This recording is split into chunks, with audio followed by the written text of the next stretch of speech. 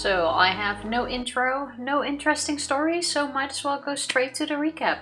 Check, what happened last time we played Higurashi? That's not how we do things. No. Happy Wednesday, everybody. Welcome in Psycho.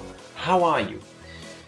Why do the emails not work? That is a wonderful question. They should work. Wednesday. Skill issue.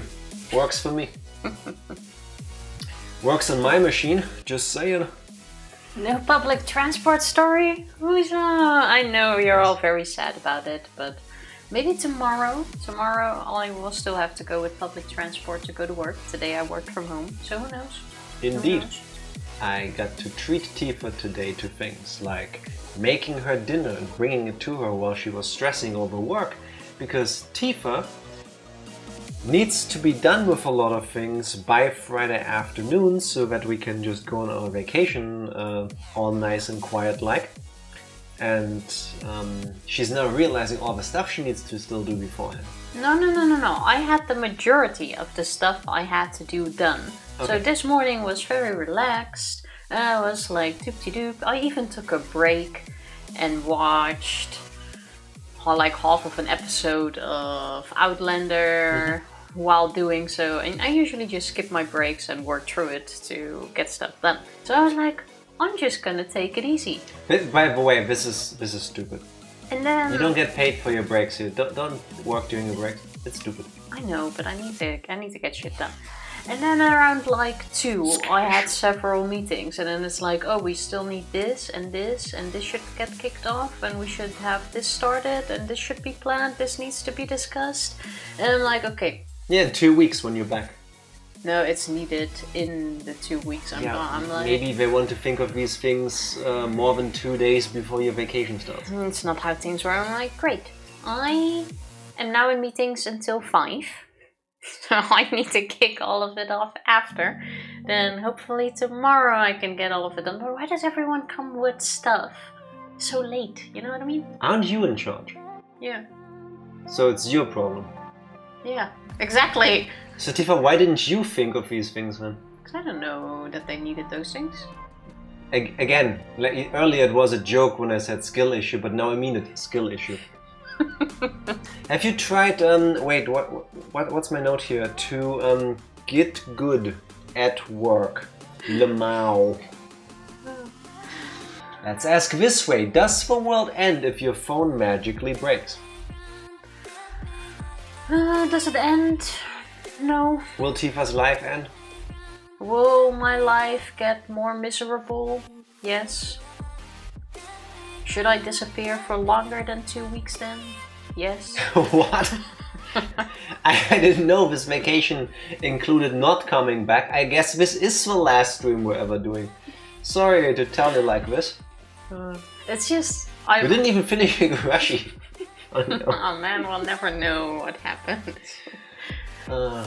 Good thing we finished with a... Great, now you jinxed it. Yeah, I didn't do shit. If anything, Tifa did it. Excuse me? You know exactly what I'm doing. Teabag tags. By the way, 1, 2, 3, 4, 5 teabag tags. I think a 6th one is laying under stuff. There's a graveyard of teabag tags laying over here because I'm too lazy to throw them away after stream. At least you sometimes throw them away, I guess. When I find the pile, yeah, it gets large enough of a heap. But yeah, it's just a standard work stress that now all comes in like the last moment. I don't have that.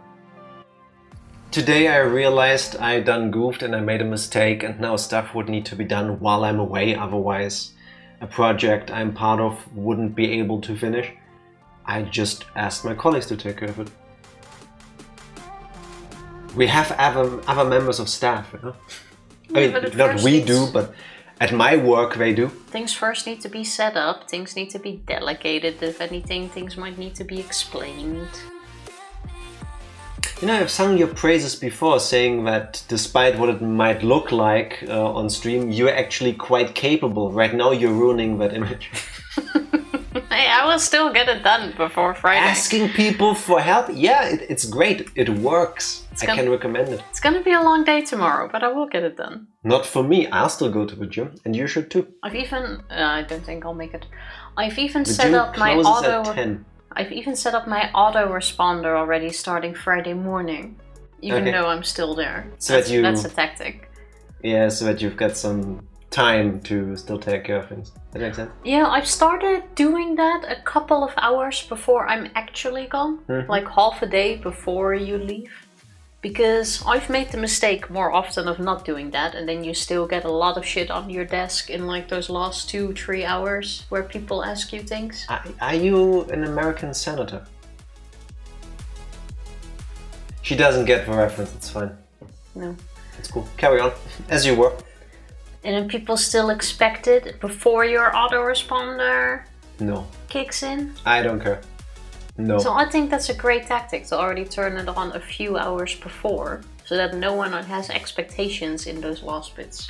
If you send me an email Friday at like 5, don't expect an answer before Monday noon.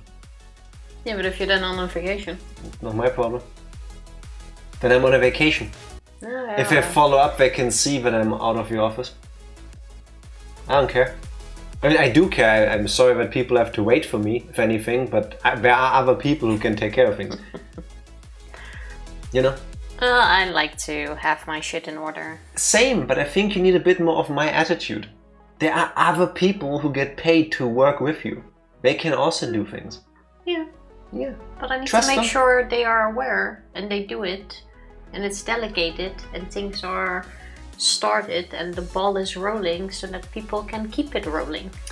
I'm gonna do a sneak preview of a recap that's going to happen later.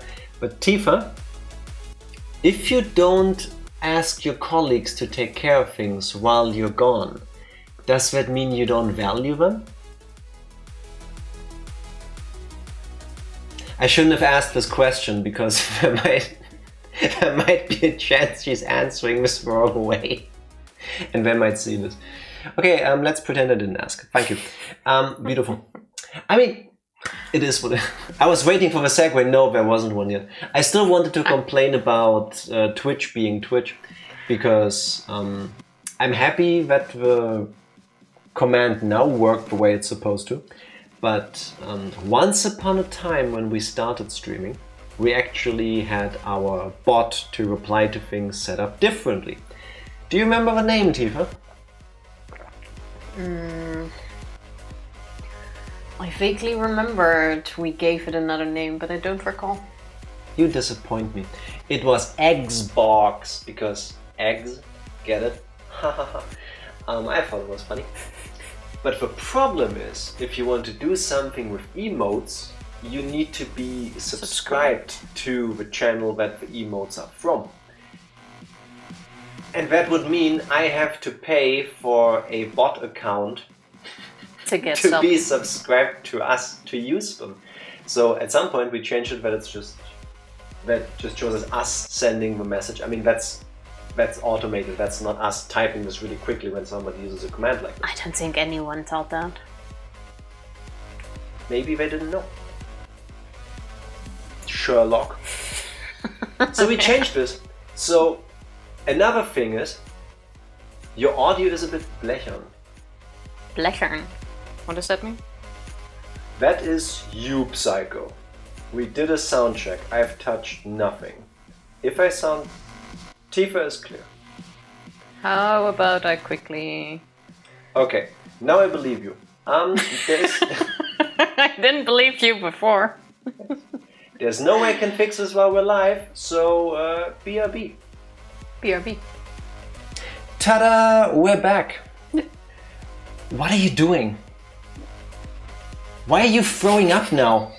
They're hiccups. I can tell you that I've changed nothing. All I did was turn off my microphone and turn it back on. I've changed nothing. I changed nothing. None of the settings. I only restarted everything. I didn't. Yeah, your mic. I didn't. You said you turn it on or off and on. Yeah, And it's restarted. Hello, this is customer support. Did you touch anything? No. I only pressed the off button. Between me speaking and you being able to hear me, there is 3 items involved. I'm not gonna go into this because nobody cares, because you shouldn't. I should just sound the way I normally do. I touched one of them, not all 3. What can I say, iPhone user? Tifa, you are making it very easy to hate you today. Very easy. So you were talking about the bot. Why don't you take all of that energy and not be shit at your work and scheduling things? Oh, wow. Mm-hmm. I'm pretty good at scheduling things. Yeah, then why are you stressing out now? Because I have to schedule more things. Why didn't you think of them beforehand? Is it maybe because you're bad at your job? Is it, you know, whenever you felt like, oh, maybe I'm not good at this, but other people say I'm, you know, you thought that was imposter syndrome? No, you actually are shit at your job. Remember when I said iPhone user? Like, this is your typical customer care call. Like, you ask them something, they deny it, then say that they did it, and then they get personal when they don't agree. Yeah, well, your mom... I kid iPhone users. I don't. Your mom. No, I am joking. Tifa is good at her job. Sometimes things go wrong. I didn't actually mean these things. Nothing Please goes be wrong. nicer It's to me. just the heat of the start of a project. You tried not being... No, several already. I thought my line was going to be funny, but then I realized it wouldn't be. But how about you be nice to me? For what are you doing? You almost made me kick over the glass. You almost made me... cup. This is again going to be a great stream. I tried to go back to your story about the bot, but you refused. The emotes don't work because I don't know why, Twitch being Twitch. My audio is off, I change nothing. I restart my microphone.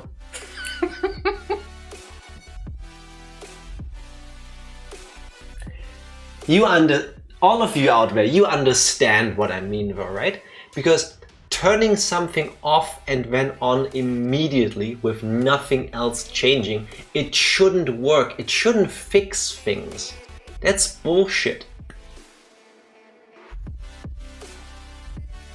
How often has that not been the solution?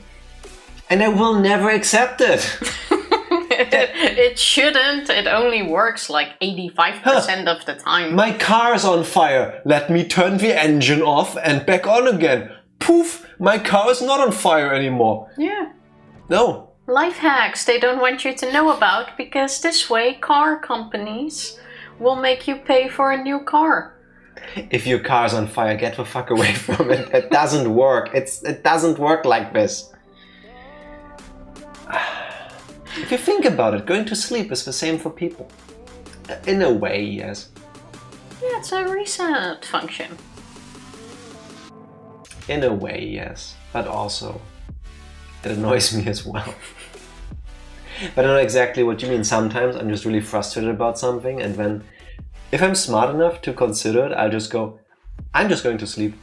As in, I'm just going to go to bed and tomorrow morning I'll think about it again. And the next morning, usually I feel different about it. At least I won't be as frustrated. Maybe I come up with a fresh solution to my problem. Why does that work? It frustrates me. Because your brain's overloaded. Yeah, and it doesn't help when you go... I know I do that all the time to you, but it never seems to affect you. But when you do it to me, it immediately gets under my skin. And I don't like it. And yes, I know I could just realize that Tifa is just trolling me for fun. But be nice to me, please. I'm the dick. Don't take my part away from me. And now I'm crying because the air in here is dry, and when I make that voice, sometimes it puts like pressure on my tear ducts, I guess. Jack's very emotional today. Am I? You seem like it. No, but I have this super weird thing. For all of my life, as far as I can remember back, I have occasional muscle spasms, I think is the technical term. Like a random muscle, usually it's like in my thigh, just suddenly starts pumping. It's not a cramp, it doesn't hurt, it just gets activated. It happens super rarely, doesn't affect my life. But since yesterday, it's in the corner of my eye, up here. Do you see it vibrate? No. I have that quite often. It's so annoying. How do I fix that? Not, I think. Tifa, how do I turn off my left upper eyelid and turn it back on again?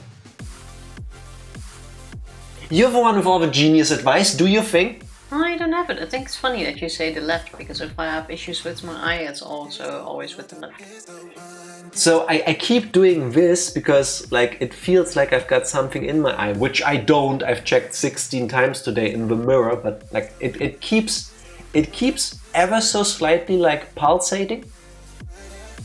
And then it feels like something is touching my eyeball. That's irritating me.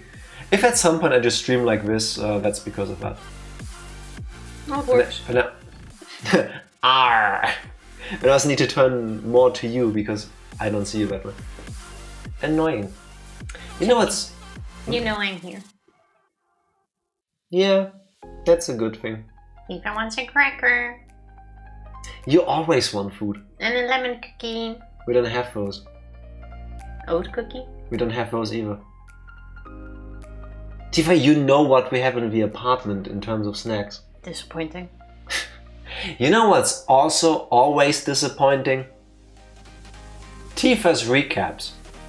Tifa, what has happened the last time we played Higurashi When They Cried Chapter 6 Tsumihoroboshi? The last time we played...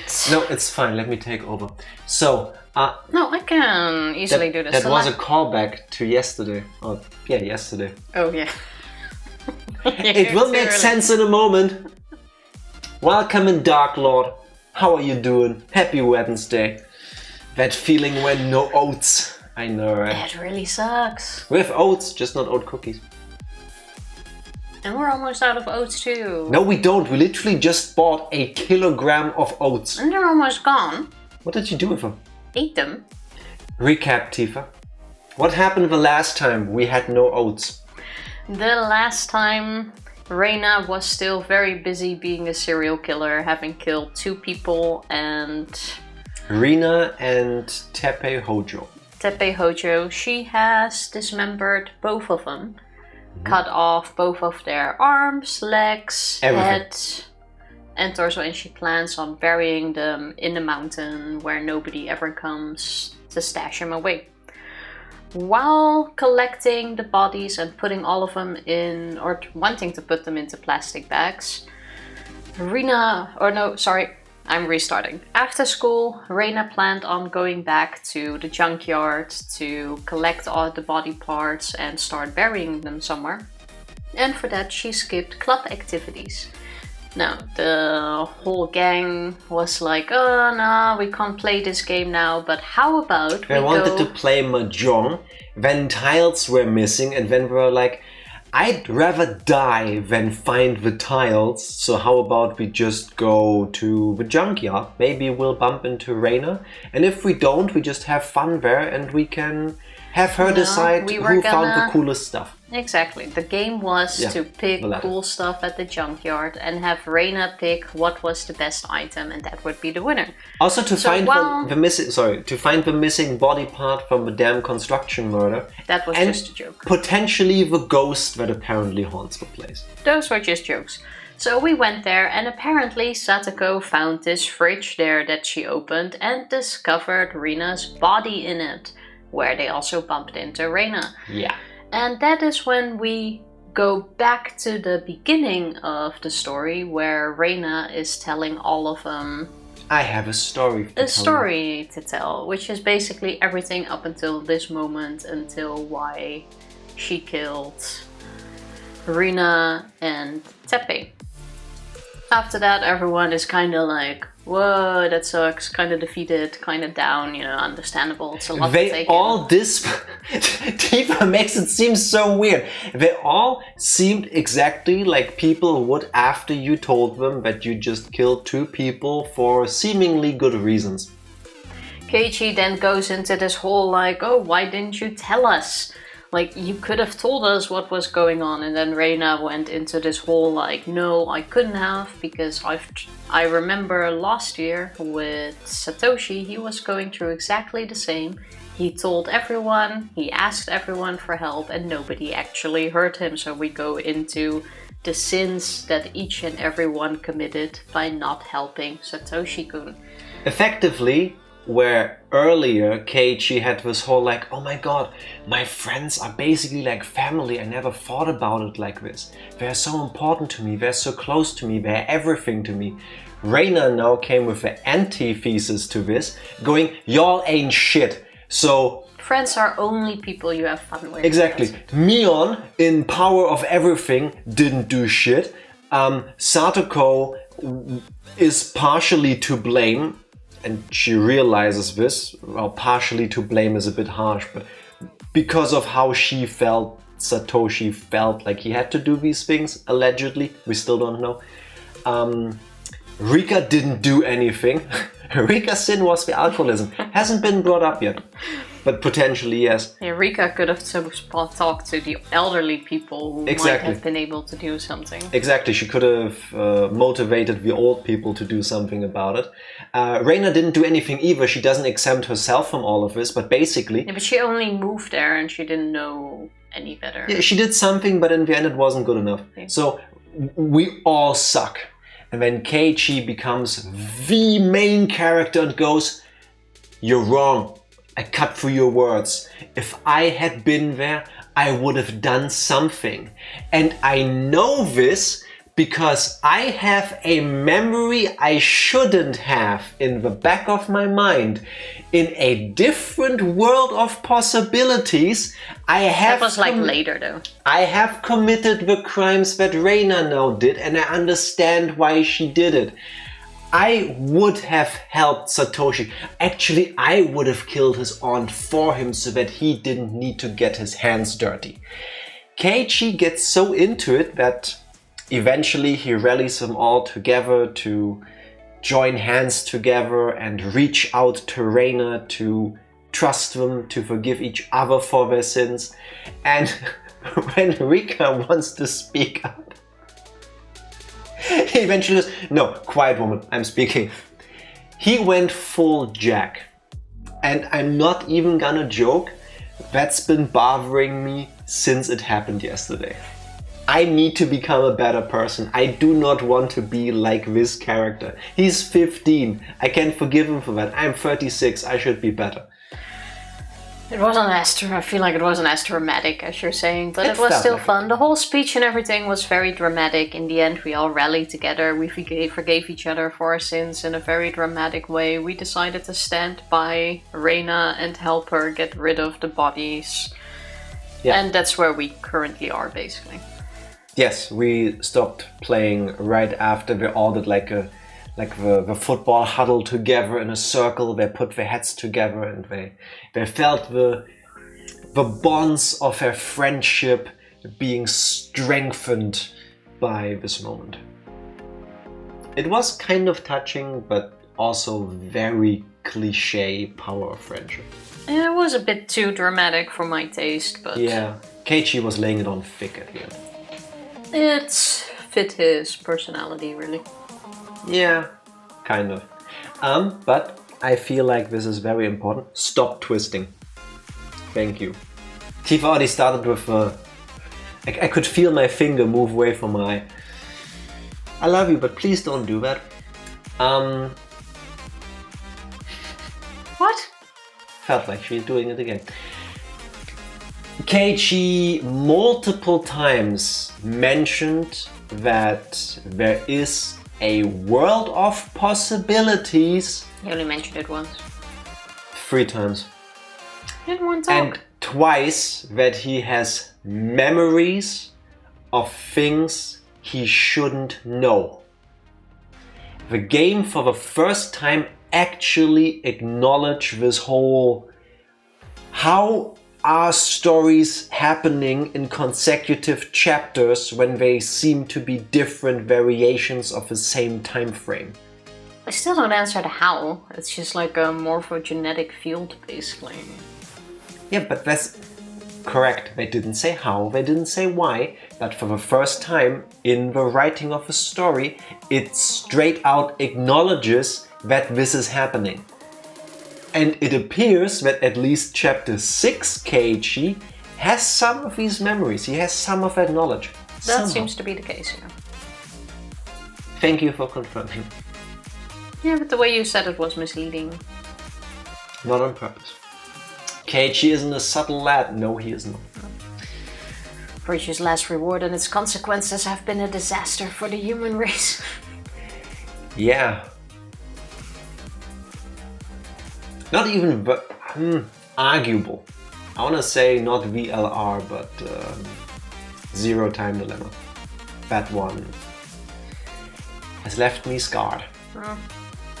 Tifa, before you dislocate your jaw from yawning, do you want to get back into Higurashi? Go for it. I'm loading the save just so that Tifa can once again complain that I did this before I pressed the button. Video games! Would you look at that? It's just not correct. You've been complaining about it for weeks, months, years maybe. And the amount of time you go like, oh no, we've already done it in this one stream. We can't change it now. And now after 81, 82 streams. Have you ever experienced this? You are doing something on purpose because you want to evolve as a person. But then you have people who have known you from before that, and they keep trying to drag you back down to the way you were before. And they complain about how you have changed, even though you think you've changed for the better. No, it's just your stubbornness. Anyway, this is you. Thank you. It is white text. We went to the place in the mountains of Yaguchi that Rena had picked for burying the bags. Carrying corpses is a scary thing to do, but it made us united more strongly because of that. Good team building event. Hide a corpse! Together! Yeah, I don't think they should ever offer that as a program. Oh, we swap, you buy corpses somewhere. I remember that's a Freudian slip you made yesterday. True. Then you split the team in half. One half has to hide the corpse. The other half has to go find it within a certain time. If they fail, they lose. And then you also swap turns. Turn it around and then have this winner-loser game out of it. Tifa, do you enjoy saying things that out of context would probably land you in jail? Yes. Okay, good to know. Let's not do that. I think that's a really, really bad idea. I like not being incarcerated for these things. I won't recommend it. Since each part of a corpse is in a separate plastic trash bag, we can tell what's inside in each bag by touching it. First, we forced ourselves to laugh whenever we had to touch the bodies, because we were scared. But after a while, we got used to it, to the point where we could make jokes about it. Of course, all of that was probably a bluff, but we all tried our best. Ha ha ha! Leg of dead person! I would throw up so hard. Mion-sama had detailed knowledge of how to hide corpses, and she told me to dig the hole deeper. She does with a winky face. Oh, you don't want animals to dig it up. Yeah, she would know about this, I guess. Uh-huh. Rika-chan helped to carry her bags. Satoko used her talent of setting traps to perfectly camouflage the place where we buried the bags. Me? I was in charge of digging the hole. Rena dug it earlier, but I made it a little deeper. We're digging a hole. Diggy, diggy hole. Diggy, diggy hole. That song is stuck in my head for a while now. After we finished all of that, we walked back to a place where we parked our bicycles and we looked back at the place where we buried the bags. It was completely unnoticeable. We'd never be able to find the place again once we left for home. That's how perfect it looked. Great. Thank you all for your hard work. We're done here. It's time to go home. Mion said it cheerfully as if we just finished club activities or something. We had no more bags to carry and we no longer had any burden to carry either. We got on our bicycles, but Reina was still standing there looking into the distance. Hey, Reina. What? I'm sorry. I think I caught a cold or something. I feel feverish and dizzy. Reina's face looked slightly red. Mion touched Reina's forehead. It actually was a little warm. She had a tough day today. She had to go through so many things. She had to find a place to hide the corpses. She had to dig a hole. We caught her with the bags. We talked about our feelings, and we forgave each other. She must be exhausted after a day like that. Reina, you should rest well when you get home. Yes, thank you. I will. Reina, we forgave each other for everything. So don't blame yourself anymore, okay? You were right about me. What do you mean? I couldn't fool myself. No matter how hard I tried to justify what I did, I was still scared. Look at me, I'm still shaky, even with all the help I got from you. If you hadn't found me with the corpses, if I'd taken care of this alone, I wouldn't have been able to bear the burden. I'm pretty sure I would have been crushed by the pressure. She said all of this with a bitter smile. It might take her a long time to heal from the pain, but it must be 100 times shorter than the time it would have taken if she did this all alone.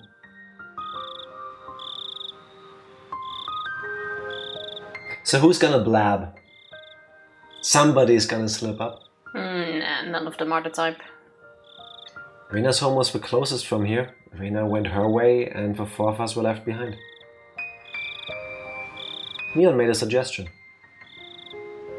I think we should just forget about today. What do you think? I agree. I think that would be best for Reina-san too. Reina's a strong girl. If we act like nothing happened, she'll act that way too. If you keep acting for long enough, it becomes real, right? Fake it till you make it. We'll be able to forget by not talking about it. Our goal is to forget about it completely. I don't think you ever managed to forget that you buried dismembered pieces of your friend's dad's girlfriend and her pimp. I keep the memory like a field trip or something. Something you know that has happened, but... I've never been in this situation, so I cannot speak from experience, but I imagine this stays with you. I think we'll keep wondering whether or not the day of reckoning will come for the rest of our lives. What she said. You're probably correct. It's not going to be so easy to simply let it go. Even if I can't forget about it for the rest of my life, that's fine by me. The most important thing is to keep it in my heart forever. The most important thing is that we don't make her think about it. We nodded in agreement just as my house came into view. Well, this is goodbye. See you at school. Just like always. Just like always. I will set a perfect trap for you, just like always. Goodbye, Kei-chan. Just like always, huh?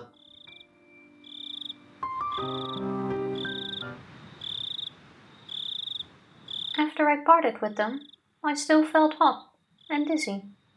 It felt really weird. I was even staggering to the front door.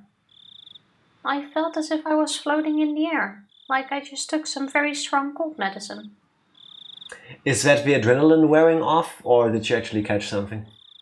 Well, she has been out at night, shock, stress. Not a lot of sleep. Yeah. Today, something very shocking, something that made me super happy, and something very embarrassing happened to me.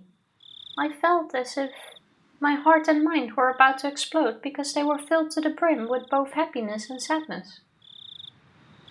I don't know whether I made a crucial mistake today or if I had the happiest day of my life. I don't know which it is, and all I could do was to stare blankly into space. I felt frustrated too. Even though they were my friends, I was caught in the act of abandoning the corpses. But at the same time, I felt relieved that my reliable friends accepted what I did.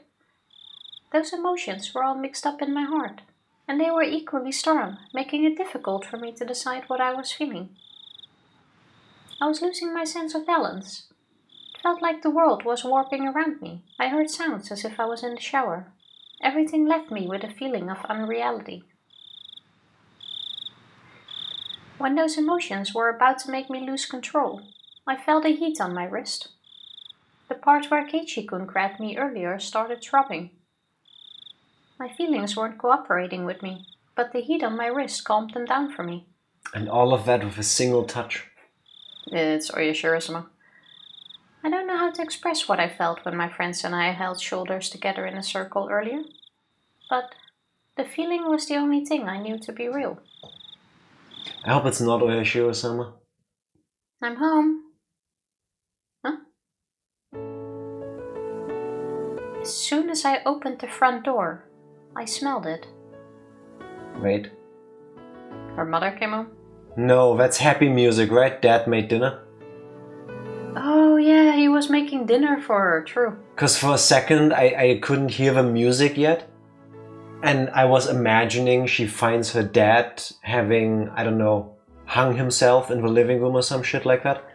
Yeah, no, he burned breakfast, but he promised he would do better with dinner. Mm-hmm. It smelled really good. My father isn't good at cooking, but he likes trying to cook creative dishes. I remember he used to cook something very challenging whenever he was in a good mood. So this smell was a sign that he felt that way. That's why I always liked that smell. Adventure. The reason he's in a good mood is because he found a job. And not just any job, he found a job with a company created by friends from his old workplace. But it's not gonna be in Hinamizawa. She needs to move. They remembered my father and promised to hire him. He told me that some of his other colleagues from the old company are also working there. Must be very encouraging for him to work with people he knows, because he hasn't worked for a long time. Well, she would have said it then if that was No, the case. the conversation hasn't happened yet. It's going to. Something needs to go wrong. We're having a... It comes from a horrible place, but there is a sweet moment happening currently. We need something absolutely soul-crushing to bring us back into the despair. But they just had the conversation. No. Otherwise she wouldn't know. No, I think it's still gonna happen. The dinner looked great, in contrast to how it tasted. Be happy for him for 1 second, goddammit. I'm trying to be, I would love to be. What do you mean they had to hide bodies? True, we don't talk about that, sorry. Yeah. Jack can't be happy. See, I already blabbed. The question from earlier has been answered. Who's the first one to talk? It's me. And that's why I shouldn't help anybody hide body parts. It was a dinner to celebrate his new life, to show his determination, to regain his bond with his daughter, and to make a clean start. I talked about a lot of things with my father that night. It had been a long time since the last time I talked with him like this. I don't remember when it was, but it reminded me of the days I was still happy, which meant that I'd finally returned to that time. My father still believes that Teppei is coming back one day, so he's still very cautious about locking the doors and windows, and he gets scared every time someone rings the doorbell. He is gonna stay like this for a long time, probably. I told him so many times that they'd never come back, but I couldn't convince him because I couldn't tell him the reason why they won't. He'll eventually realize that he's free. I'm sure it won't take too long. My heart was full of many, many emotions that day. If emotion could actually burst a heart open, it might happen to me. My brain must have been overworked because so many things happened at once. My head was still fuzzy, but I managed to crawl into bed. I felt like the ground was moving, and I totally lost my sense of reality. I remember that I once felt like this when I got the flu. I might get a high fever tomorrow. But I don't care. I don't care if I get sick tomorrow. I just wanted to enjoy the fact that I took a step towards the future of my decision. Keiichi-kun told me something like that today. The high fever and the dizziness made me feel frustrated for some reason. But whenever I felt frustrated, I felt the heat on my wrist too. I grabbed my wrist with my left hand tightly, and it made the frustration go away, and it brought me relief. Even the dizziness I didn't like just before made me feel like I was in a down-filled futon. A down-filled futon? Yeah, you know, like duck feathers, downs. Like a phoenix down. It's a type of feather. Okay, never heard of it. Don't you have the same word in Dutch? Downen. Don't think so, no. We have it in German, that's why I was being confused. You literally have a blanket made with the stuff. I have no clue what that's like called. Like a Daunenjacke, yeah. A jacket stuffed with downs. I have never heard of it. In German or in English. I think you even have one. Just because I have one doesn't mean I've heard of it. Oh well. I was falling asleep in that down-filled futon on my first night in a new world. This dizziness didn't go away for a few days, but I gradually got used to it. This new world looked like the world I used to live in before. But the sunshine was a little bit brighter, and Keiichi's smile looked a little bit more gentle than before. She catching feelings, man. Downs are soft, insulating feathers. You have a pillow filled with them too. Like I said, never heard of it. We made more noise than we used to. We spent every day slowly, but in high spirits. Oh, what an idiot I am. I underestimated that dizziness, and I caught a summer cold in June.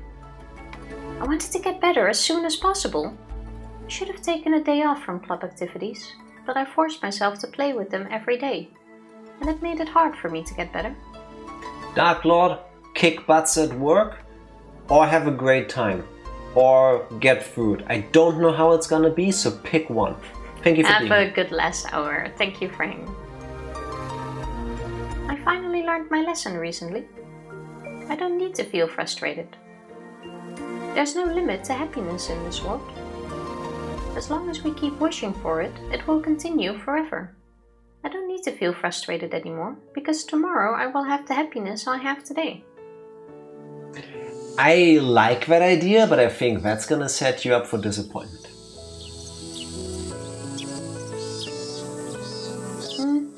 But she's living in the moment.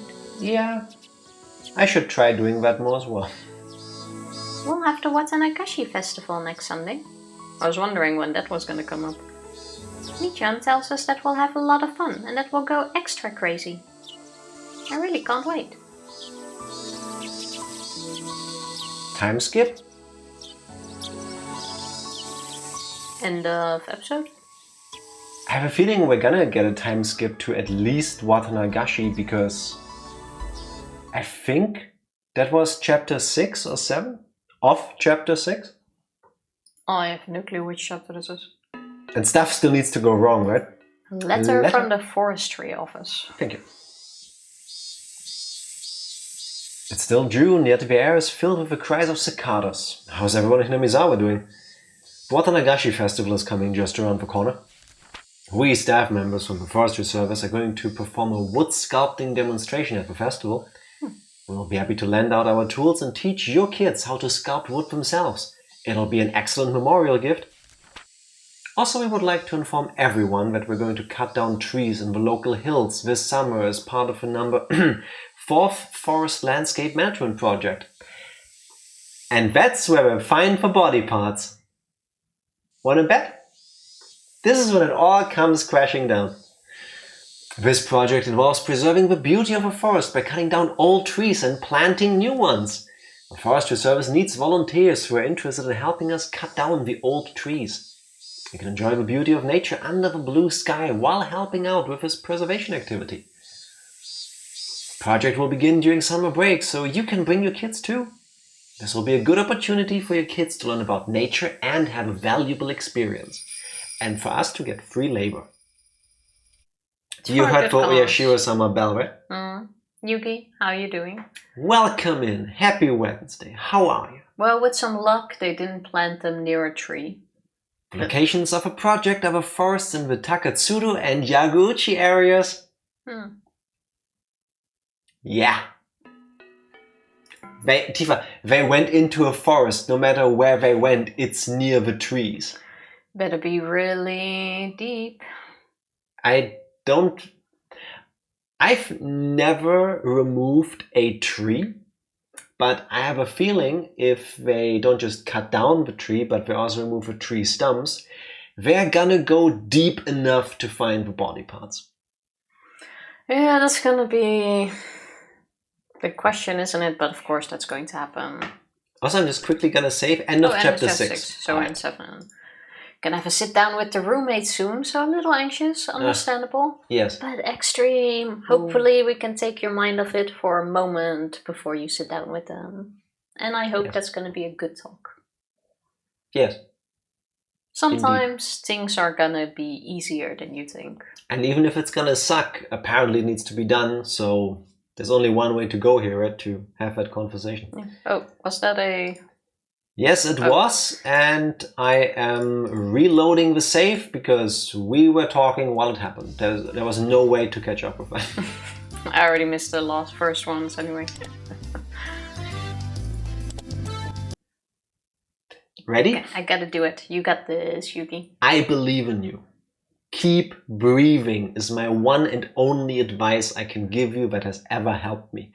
No matter how the talk is gonna go, keep breathing. When I get anxious, I stop breathing, and that's not good. That makes me more anxious. Yeah, it's gonna be a good talk, good outcome, hopefully. You got this. Keep breathing. She believed that if she kept laughing, that she would be happy.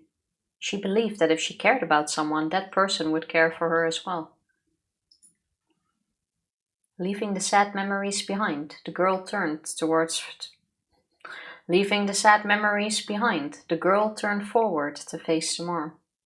Without being spoiled, without relying on anyone, all alone, to carve a path towards the future. What awaits her? Is it happiness? Is it unhappiness? Tsumihoroboshi. I wanted to love someone, but the truth is, I wanted to be loved. That feels very real. Welcome! Would you like a hot dog? Hot dog. Our shaved ice is the best you ever tasted. You can have the strawberry syrup, melon syrup, or Hawaiian blue syrup. Well, it's only 16 bucks. Try our takoyaki roulette. The winner is packed with a ton of mustard. Ew. Mustard. I don't know if Japanese mustard is different from what I can get over here, but I like mustard. I'd be into it. There are a great many booths at this year's Watanagashi festival. Anything can become a festival if there are vendors selling food and music for bon dances, I thought. It's still June, but it had been extremely hot the past few days, almost as if it's already summer. Isn't June the middle of summer? We've talked about this before. Apparently it's like the end of spring and the beginning of summer. I feel like June always feels like midsummer already. Yeah. Could be me. It can kind of be like that in Germany. When you have a June festival with bon dance music under this kind of weather, the only thing that's missing to make it a perfect summer festival is fireworks. Who's that again? The kid or the police guy? Okay. You're the... No, you're a Kuma guy. You've always been Kuma guy. Yeah, but you're the connection. bzz, bzz. This is Kumagai. Ooishi-san, can you hear me? Over. I heard a voice coming from my portable radio. Wait, that means this is Ooishi? With his earphone, it looks like I'm sick. This is Ooishi. What was my ooishi voice? He's been out for so long, I forgot it. With his earphone, it looks like I'm secretly listening to the horse races while on duty. I think that's it. This is Ooishi. I can hear loud and clear. The town councillors gave us a lot of food. We have oden, yakisoba, pork belly stew, and some barley tea. Do you mean the barley tea we can drink on duty? Or the one we can't drink on duty? Well... If it's a canned drink, I'll take it. If it's in a cup, don't worry about it. Roger that. Ah, and all the members of the town council are here to say hi. We have the mayor and the head of the Sonozaki family too. What, that old bag Oreo is there? Can you tell her that I'm patrolling right now and don't know when I'll be back? Well, I don't think I can do that for you, sir. She knows you have a portable radio, so she told me to call you and to bring you back here. She looks really mad. I'm sure it'll be a stroke that kills her. Roger that. Tell her with extreme courtesy that I'll be back soon. Please. Does electrifying and then dying from a heart attack count as a stroke? A stroke of luck. For everybody else. Oh well, I guess I'll have to go back and mingle with the locals. Also, I'm annoyed. Why isn't Ooishi purple or something? I don't know. 8 out of 10. Alright, I'll take it. High score. All of a sudden, a group of kids came running towards me from behind. Stupid children. And after a quick look at them, I noticed that they were the granddaughter of the old bag and her friends. They occupied a corner of a shooting gallery stall, making a lot of noise. Me on Sonozaki, acting her age, she's a cute normal girl. But do I ever hate it when she acts like a member of a Sonozaki family. She'll be the boss of Yukinomiya Yakuza territory in 10 or 20 years, just so you wait and see. And while I was thinking things like that, I noticed that Mion wasn't the one taking leadership of the group this time. It was the boy. That boy, I know him, he just moved here recently. The boy from the Maebara mentioned. Keiichi Maebara-kun, was it? I've heard that the Maebara family is from the city and they're supposedly very rich too. But he doesn't flaunt his family's wealth and he has a good reputation because of that. Yeah, because he doesn't even believe they're rich. He doesn't know the amount of money pornography can bring you. He lives in a villa but thinks it's average. With 2 entrances, like specifically for... I had a friend like that. I mean, don't get me wrong, it's better than having the overly spoiled, cannot handle money type of guy, but it's really amazing that he doesn't realize how rich he is. Yugi, I have to ask, because there's a lot about Keiichi. You had a friend who came from a really rich family but didn't act like it? Or you had a friend who came from a family that was rich from making porn? Does it matter? Yes, because one is more specific. I don't think it matters where the money comes from in this case. No, like, I don't mean this in a judgy way, I'm just curious. Yeah, I know you don't mean it in a judgy way, but even then, it doesn't really matter where the money comes from. I think it does. Why? Because there is work, or there is sources of income where I would judge. If you were selling drugs. So Sonozaki money, basically. But Yes. even then, for the kid, it doesn't matter. Yeah, but that wasn't... I didn't ask Yugi about Keiichi. Is your friend a drug dealer? Your friend's family. She was shocked that me and one of our friends lived in a trailer. She didn't realize how wealthy she was. Nothing to do with porn. Okay, thank you. Now I know. I appreciate it. Jack sees rich people. Does your mom do porn? Have I seen your dad in a movie? Wait, your mom's face looks familiar. Imagine. Click. Reverse Google image search.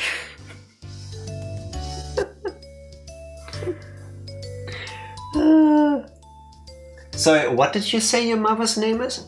Barbara. So I know her as Dommy Mommy _69. Does that ring a bell? But now that you mention it, I don't even think that some kids like realize how wealthy they are. They just see it more as like a standard and don't realize how other people might have it. I think that's more it. Yes. Yeah. So it's not like I consider myself rich, like rich. This is what I'm used to, so I imagine it's kind of like this for everybody because I don't have any outside experience of this. Yeah. Yeah, I think that's where it comes from. Even though, wait, wrong voice. I'm an old police guy. Even though he just moved here, he's already adjusted to his new school and he's popular with his classmates too. Everyone in the village seems to like him as well. He's very interesting to watch as a person of many moods. Boys of his age sure have a lot of energy. To be young again. Hey, you're up next, Reina. You're lucky it's your turn. Reina, are you okay? Are you feeling sick? I'm sorry. I guess I have to pass on taking a shot. Okay, you should take a break for a bit. So, that would make it my turn, no? Victory shall be mine! It looked like only before from having a good time. A girl called Reina seemed outside of that circle of smiles. Her name is Reina Ryugu. What was her real name? I couldn't remember, but I can check when I get back to the station. What is her real name? Reina. Oh, like that. Yeah, okay. Reina is only a nickname. Imagine if you'd let me press A! Sorry, I get to do this so rarely, but it's funny when it happens. Because usually I'm the one stalling for nothing. I believe she moved here a year before Maebara-kun did. Her mother divorced her father or something like that. She's a strong girl who does all the housework by herself. She's a very modest girl, I'm told, which is rare in this era. How are the other girls not modest? Well, Mion has a big mouth. Oh, sorry, that kind of modesty. Alright, yeah. Like Maebara-kun, it seemed like she hadn't really opened up to her friends just yet. It looked like a group of 5, but there's a distance between her and the others. It's a little sad, you know? Maebara-kun has become part of the village, but Reina is still by herself. Well, that's just how it looks to me. Ooishi-san, the chief and the section manager are here. Please come back as soon as possible. Roger that. I can't believe the chief came up all the way here just to say hi to the locals. I guess he's very dedicated to community service, eh? This is Takasugi. Ooishi-san, can you hear me? Do you copy? Over. Who's that again? Yes, I hear you. I'm on my way back right now. I'll be there in a minute. I don't know. If I don't hurry up, even the chief might end up calling me. I went back to the headquarters tent. Everything is very different here, so I wonder if Thingy is still going to die, because he hasn't even shown up yet, but there he is. I see dead people. The moment I say it, he's there. And this time it's told as a cutscene. Oh my god. This makes me so happy, actually. Remember when I said there needs to be a time skip? There's a time skip. I wonder if we now skipped the entire festival. Because now we're at the murder scene. We're at the murder scene now. Yeah. Oh, I like this. This is very refreshing. The moment I saw him, I was scared we would go through the entire talk about the curse again. And have a complete repetition of everything that has happened. Yeah, but we also skipped where the police all was. Because we know ooishi was there and some of the others were there, but they were in the police tent. Does it matter? Yes, it matters. Did they see who broke into the warehouse? Oh. Probably not. Who knew? If they even broke into the warehouse. I take that as a given, because it's happened 3 times so far. But not in chapter 1. Potentially it's happened 4 times when just that once we weren't part of it. True.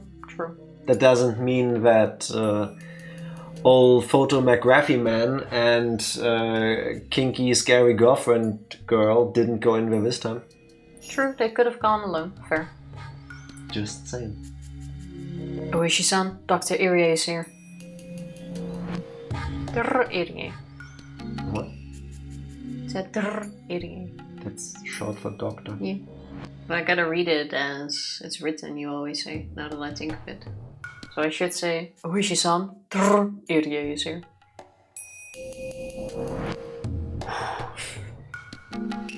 Quotation mark. Oishi-san, comma. Space. Dot space. Irie space. Is space here. Dot quotation. Let's not go there. Welcome to the hardest to follow reading of the story of Keiichi and his friends ever produced. Suddenly we take 6 times as long. Because I keep forgetting what marks are called in English. Explanation mark? No. Still no. No, thank you so much for coming. So, what do you think, Dr. Irie? Oishi entered the cordoned off area.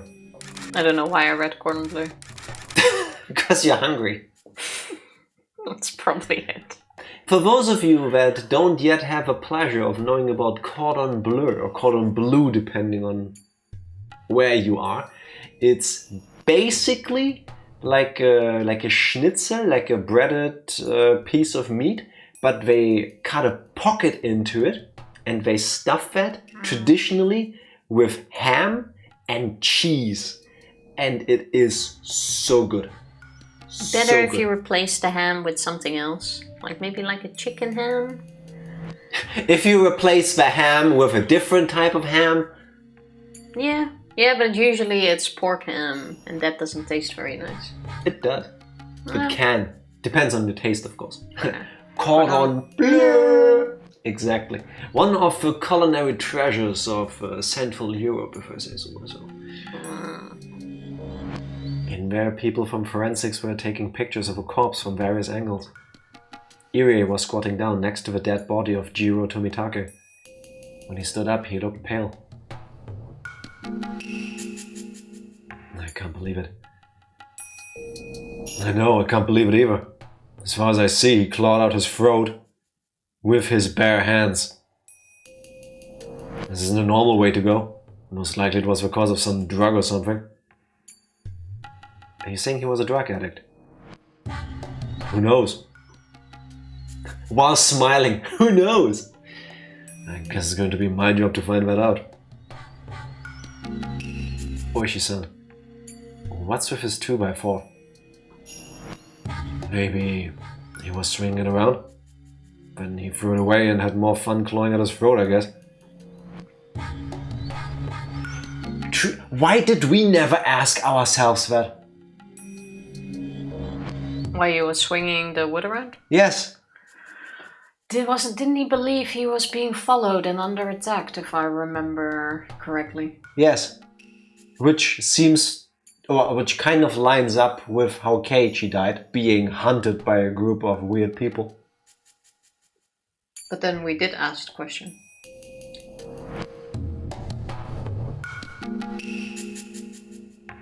Did we ever ask... You could watch my mind buffering through my hands.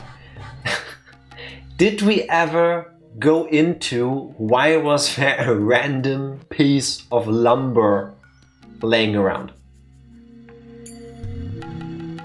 No, because they live in the mountains, in the forest, there's bushes. No, a piece of lumber that is processed wood. It's not a stick, it's processed wood, as in used as building material. I'm gonna assume lost in translation. I don't think so. Or he just picked it up along the way. All of these houses are made of wood. There could just be a piece laying in a garden somewhere. Not the Maebara mansion, because pawn money can buy you stone buildings. Why was he swinging a piece of lumber around? He probably did it in self-defense. Did you notice there are several external injuries on his body? Yes, I can see some bruises. The easiest explanation I can think of is that he was attacked by someone on his way to Okinonomiya from a festival. He was seized by the culprit, given a shot of some kind of dangerous drug, went crazy and died. I've never even heard of any drug that can make people cloud their throats. I'm not a specialist, but many drug addicts injure themselves when they're in a terminal condition.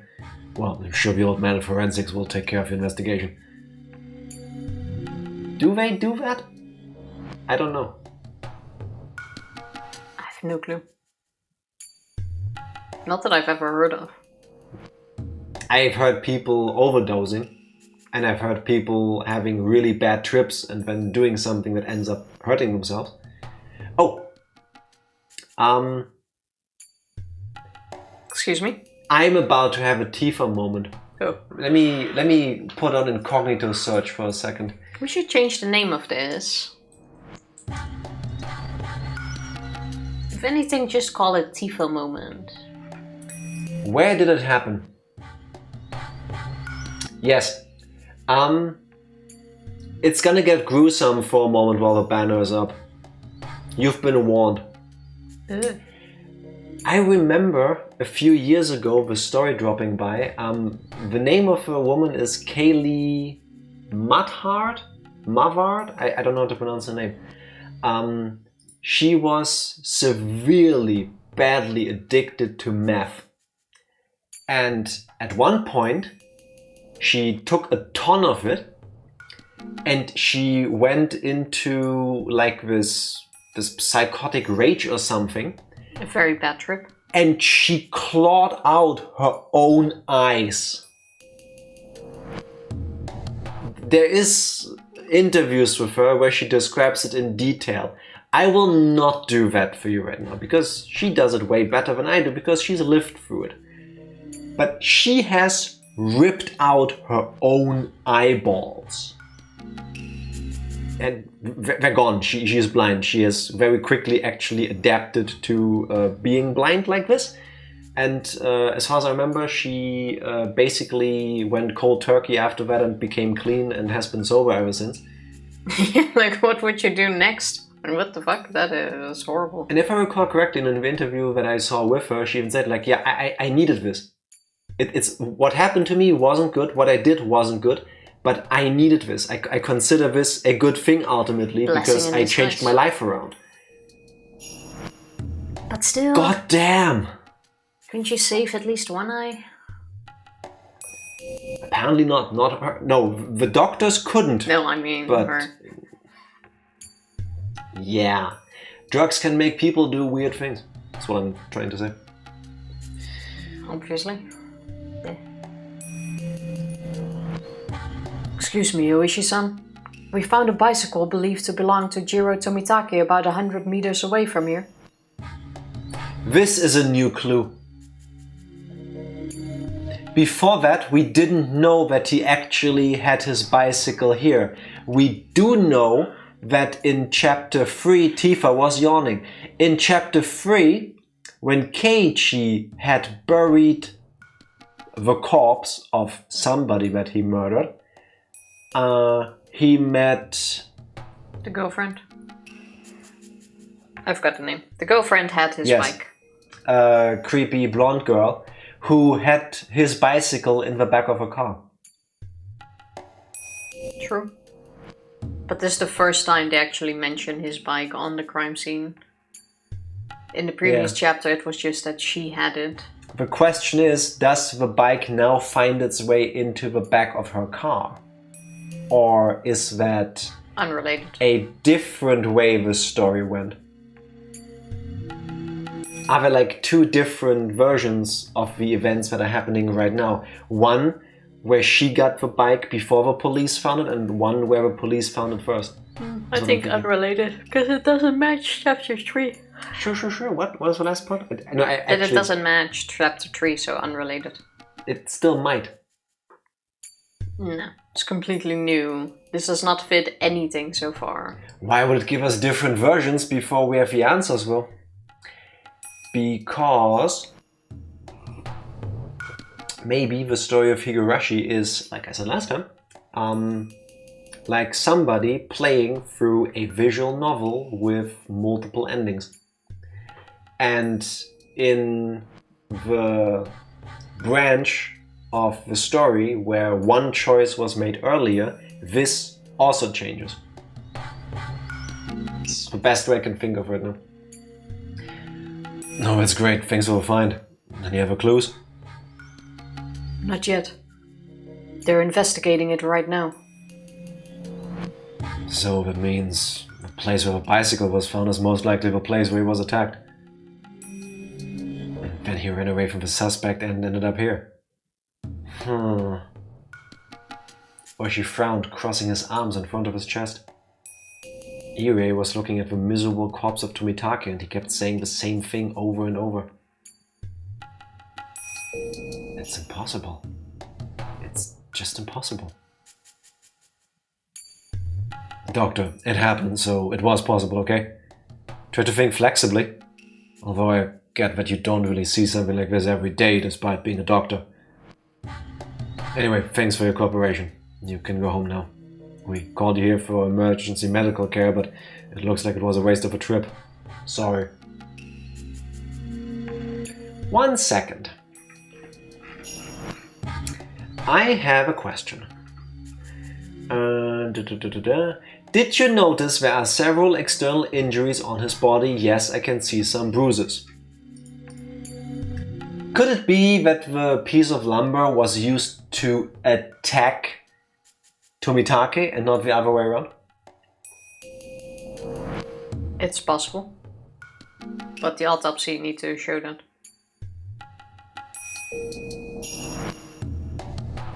Could it be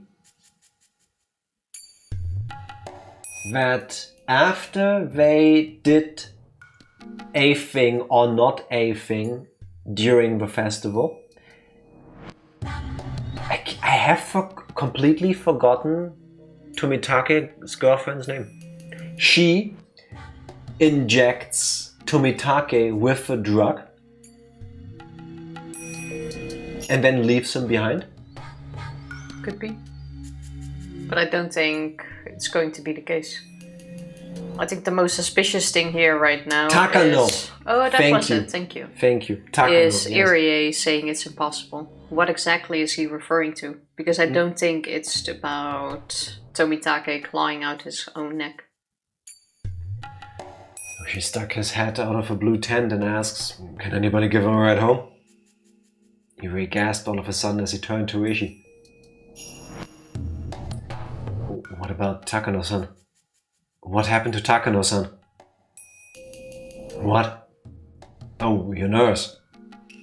I think she was with him. Is she okay? Do you know her phone number? Of course. Kuma-chan, get a phone number from Dr. Irie and make someone at the station call her house. Understood. Doctor, can I have the number? Yes, here it is. Kumagai got the phone number from Irie, repeated it back, and then dashed away from the blue tarps. Doctor, Takano-san and Tomitake-san were close friends, right? Yes. Have you heard about any troubles between them? No, not even once. They were very close. Well, I hope she's okay. In the worst case, she could be dead or she could be the culprit. I see. Nurses have access to dangerous drugs. We don't have anything like that in my clinic. Even if we did, we'd be extra careful with them. There's no way Takano-san could smuggle out a drug from my clinic. But it's easier for nurses to do it than for regular people, right? Like I said, I've never heard of a drug like that. Like I said, I've never heard of a drug like that, and I don't have anything like that in my clinic. Just because you say it, don't mean it's true. Ooishi-san, she isn't at home. The standby unit says they're going to go to her house to check. Doctor, can you give me her address? Kuma-chan, can you also check if a police headquarters has found any unidentified female bodies tonight? Maybe we should check the other prefectures too. Tell the section manager if he can call the headquarters in the nearby prefectures and ask if they have any unidentified female bodies. Did he just say that twice? What? Well, there he said, can you check? And then he was like, hey, tell the section manager to check. 2 different tasks. Yes, sir. Are you saying that Takano-san might also be dead? I mean, it is Watanagashi. Well, I don't know. I don't know if she's dead or if she's the culprit. Of course, it's possible she's not involved at all. She might just be getting drunk in a bar somewhere. It's unbelievable. Who does things like this? Well, it's unbelievable to me too. This fits with the rest of the mysterious deaths in Hinamizawa. It's been 5 years now. That would make this the 5th curse of oyashiro-sama. Damn it. I've got to get whoever's behind this. Are you okay? No, Should we take a short break? After. Damn it. I've got to get whoever's behind it this year for sure. I really want to put an end to these cases before I retire. Oishi hates the curse of oyashiro-sama. It had been leading him around by the nose for 5 consecutive years. Wait, so we suddenly swap perspectives again? The victim of a first year, the manager of a dam construction site, was his friend. Despite his desire to avenge his friend, the mystery had only deepened and one case followed another year after year. This is so confusing. Oishi would be retiring next March. As a retiree, he'd be able to ask about the progress of the investigation, but he wouldn't be able to take the initiative anymore. In other words, this year was his last chance for revenge. Would he have to put his head in the lion's mouth to capture the culprit? Oishi quietly clenched his fist. Has anybody ever loudly clenched their fist? I feel like you have to have really dry skin to like loudly do this. Well, you can also grunt with it or something. But who is this now? I believe that this maze has an exit. Maze is a very convenient word. A maze always has an exit. You don't call it a maze if it doesn't have one. I know I'm on the right path towards the exit of this maze. I used to miss these minor divergences, but now I don't miss anything. I don't make any mistakes. This time I could feel a response that was different than all the other times. I'm sure I can finally get to the exit of this maze. This is the entity that is trying to get the good ending. But no matter which path I choose to come to this point, Jiro Tomitake always dies.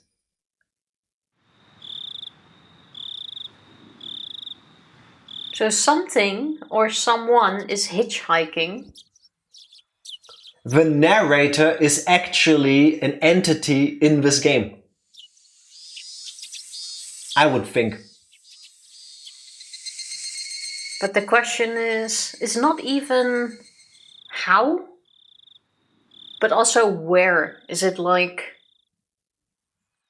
possession? Where you just inhabit a character and go through the events? Is it just someone that's floating around like a ghost getting all of this information?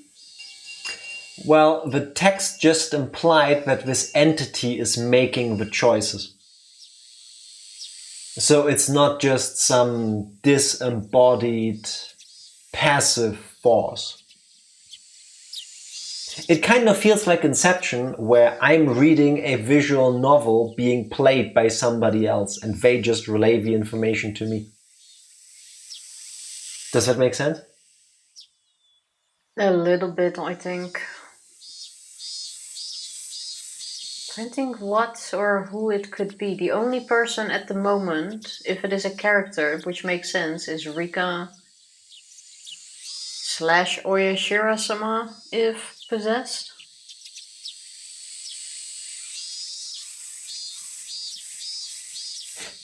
We are the narrator. We are an Higurashi. Where have we played that before? I have a dumb theory. I'm gonna write this down. You ready for this, Tifa? Go for it. Everybody, hold on to your butts. It's gonna get stupid.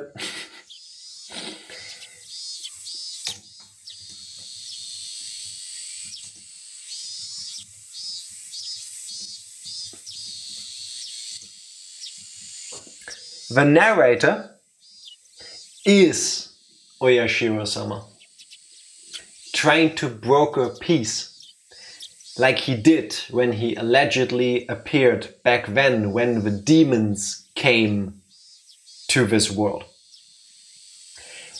The very first story, we learn about the background of Onigafuchi village is that people lived in Hinamizawa, Onigafuchi village at the time, near the swamp.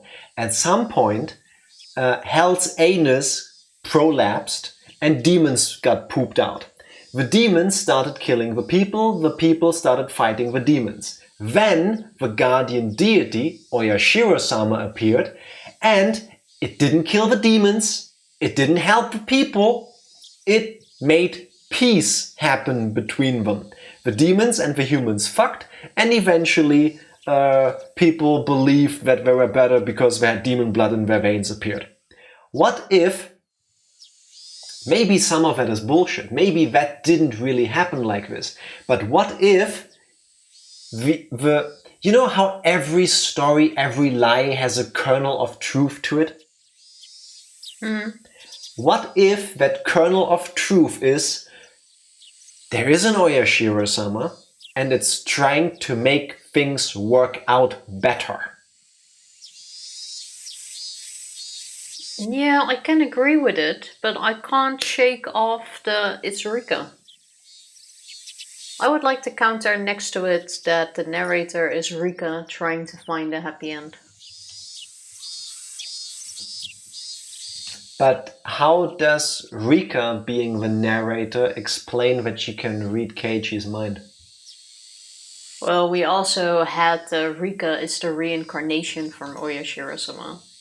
So it kind of comes down to the same thing. But I don't think it's necessarily breaking peace. I think Rika is trying to change their fate somehow. And I do not know how yet. But assuming, I want to say Rika being Oyashiro-sama boils down to the same thing. Depending on if she really is the reincarnation, which needs to be proven still in the story.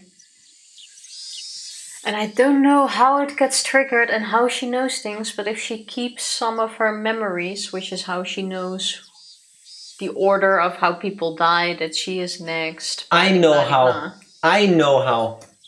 Second theory. Rika It's breaking my mind. can actually see ghosts. And Oyashiro-sama tells her things. She is a shrine maiden. Whether she wants to or not, she can interact with these. What if she wasn't lying when she said that? I would have laughed at you, but considering what we learned yesterday, she could just not have been joking. Is that who Rika was talking to? Maybe. Depends on the scene we're talking about. In the after credit thing, in the tip, remember Rika was talking to someone? Where Yes. we thought, oh, it's going to be Yeah. Satoko. But we never saw the name. So it could have been. Where do you hide a tree? In the forest. Because there you don't find it. I mean, how would you find a tree? In Germany we do number them. This is true.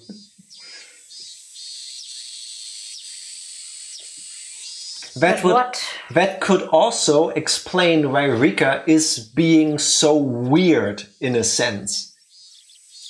Rika is perfectly fine hanging out with all of these Sonozaki people discussing all of this horrendous, not discussing, but implying all of these horrible things, all of this Yakuza business and shit. Because she has been talking to at least one ghost for probably all of her very short life so far. But what is the trigger to jump to a next dimension? Her death? There is no... I don't think there is a trigger. I think that's just an ability that, if Oyashiro-sama is the narrator, that he has. So you think they're not jumping, Oyashiro-sama is just... Keeps rewinding back time. Oh yeah. A higher being watches the story play out. It's that moment from Avengers Infinity War, I think it is, where everybody knows the scene, it's in the trailers, I think, at this point. Not a spoiler. Where everything goes wrong, and you've seen that part too. And Doctor Strange is doing the... Yeah, he's looking at all the possibilities. And he goes, I have seen 17 million different ways this can play out, and only in one of them does it end well. That's what Oyashiro-sama is doing. No, I think there's a trigger. And now that I said it, I think the trigger actually is her dying. Because that's also how Higurashi starts, with the death of someone. Can you write that down so that I don't forget? I think the trigger is Rika dying. Even though it doesn't make sense to me yet. Alright. The trigger for each chapter is Rika dying. I think that somehow is like a mission failed. But why would Oyashiro-sama give a fuck? Well, that's the question. Well, if she is the reincarnation of Oyashiro-sama... No, he has to care. He must. He has to care for her. Because it's her body? We already know this part. Every seventh woman in Rika's family is the reincarnation. If the line dies with her, Oyashiro-sama is cut off. Plus that, I guess, yes. So whether he wants to or not, he needs to make sure she lives long enough to have at least one child. True, Rika's the last in the family line. Okay, that could be a motivation on his side, I guess. If you spin this idea further, it's kind of weird that you get special treatment from a god because you haven't had sex yet. It doesn't 100% make sense yet. Not the hanky-panky, but the whole... You haven't had a baby yet. Sorry, I need to keep rewinding time. No, backwards, forwards, backwards, no, left, right. Can this kid just survive, please? Weirder things have happened in Japanese folklore. Yeah, that's true. I somehow feel like we strayed so far of what the answer is going to be. I think we're actually there right now. I think this is actually going to be it. Yeah, but... Even if we don't have answers to all the other questions, why is this happening? I want to say there are so many questions we can still ask ourselves about all of the story right now. Where is the miracle drug coming from? Does Irie know something? Was it Takano-san? Why does Tumitake keep dying? Why this? Why that? Ultimately, the one question that actually bothers me is, why is the game happening like this? Why do we keep seeing these stories from the same time frame? But that's why I think it doesn't make any sense. Let's say, okay, Rika-san, Rika or Shirosama, same thing at this point, is restarting life, basically, to find a happy ending. That doesn't explain why every... I don't think it's a rewind of time. I still believe they're different timelines. Okay. Why is every timeline or version... If you rewind time, it would play out almost the same. Why is every timeline so fucked up? Why is not a single timeline normal? I know I'm on the right path towards the exit of this maze. I used to miss these minor divergences but now I don't miss anything. I don't make mistakes. The response was different than all the other times. But no matter which path I choose to come to this point, Jiro Tomitake always dies. It's choices that we don't know what has all happened up until this point. I think the first thing that needs to happen is hopefully we will get to experience a chapter where Jiro Tomitake doesn't die. Yeah, that seems to be an important The narrator, event. Oyashiro-sama, seems to believe that Jiro Tomitake dying is what causes a chain reaction of other things to go horribly wrong. Tomitake must live to get into a branch of versions of history where Rika can survive. I see it. I see it. So I think you might be right with it. It's not rewinding time. It's just the narrator abandons this history and goes to a different one. Yeah, in that regard, I think it's like the other. Because chapter four exists, and a large chunk of chapter 4 plays after Rika died. So therefore, time doesn't just stop there. It keeps going, but it keeps going on this horrible path without them. Yeah. That's why I think it's all a different timeline. You can't just erase everything that has happened. Yeah. I love how the game just casually changes narrator, and then that's the thing that sets us off on a path to finding out the things that bother us.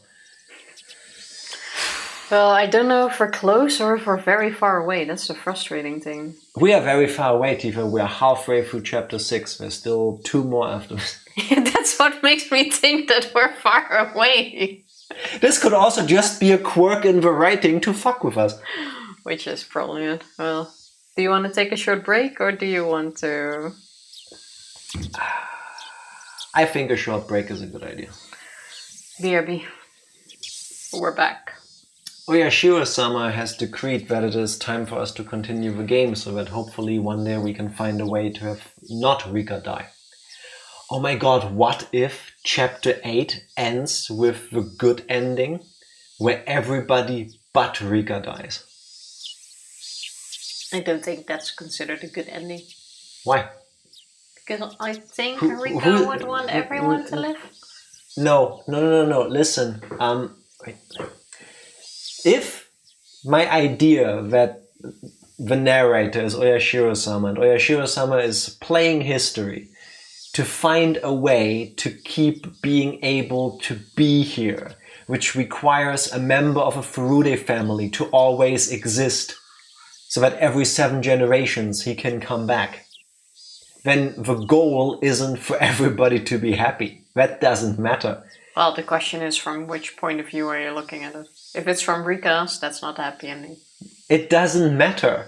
Yeah, because you call it a happy ending. Yes, for Oyashiro-sama. If my one goal is survival, and my survival depends on this 8-year-old girl to live long enough to have children, I don't give a fuck about the rest of the village. For all I care, nuke them. I do not give a fuck. I say for now we press A. Maybe we'll get some more so many hints. ways this can go. Wait. This is you. It was. Rena had been sick ever since that day, and she hadn't been able to join in on club activities as often since. Just nuked him. What do I care? This isn't the history I get to be in. No, I don't know. I don't care. Just eat each other, whatever. I'll just go to the next one, basically. Yeah. I still feel feverish. You do, huh? That's a pity. Hey, Reina. Why don't you just try and play with us today? I think you'll feel a lot better if you blow off some steam with us. Yeah, if you're already feeling sick, the one thing you should do is exert yourself more. Maybe get some rest. Mm-hmm. You got this old man's agreement. Do you think so? Do you? Sometimes resting too much is bad for you. None of these people are doctors. They're quite correct. All illness comes from the mind, don't you know? Oh, Satoko is one of those people. Well, with you, that's kind of the case. You can make yourself sick by feeling sick. That's not the case. Satoko is saying... Objection! Yes, objection. Yeah, you're sick, skill issue. I'm not saying all illness, but that's what she said. It definitely is a thing. Yes, you can make yourself sick. I have done that before. I know that. But not all illness comes from the mind. No, but in this case, it's like, hey, you just killed people. Maybe it's just... All illness comes from the mind is the kind of stuff that people say that are like, if you get vaccinated, you've got a 5G chip. We took a break and I didn't get something to drink. You can have some of my green tea if you want. No. It's liquid. No. You want to drink it? No, go away. Boop. Worst case, we have another break in a moment. Oh, wow. Thanks for being back, everybody.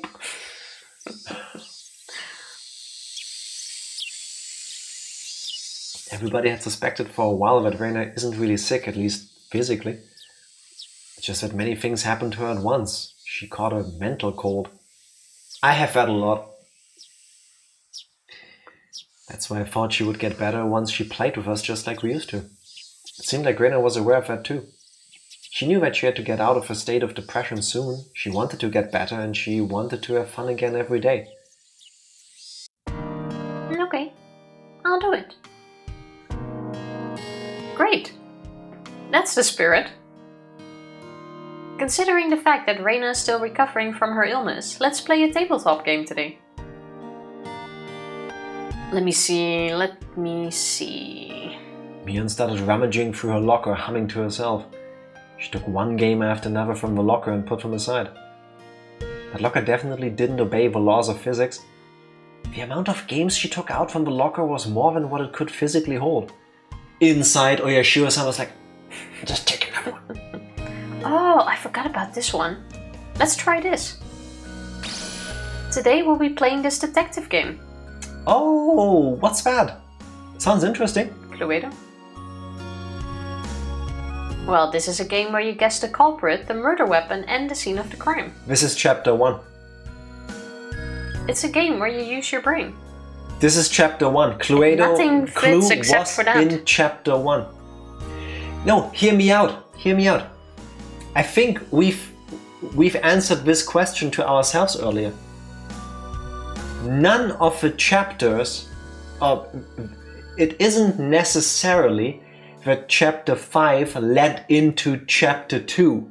It's that chapter 5 led into a chapter 2-like story.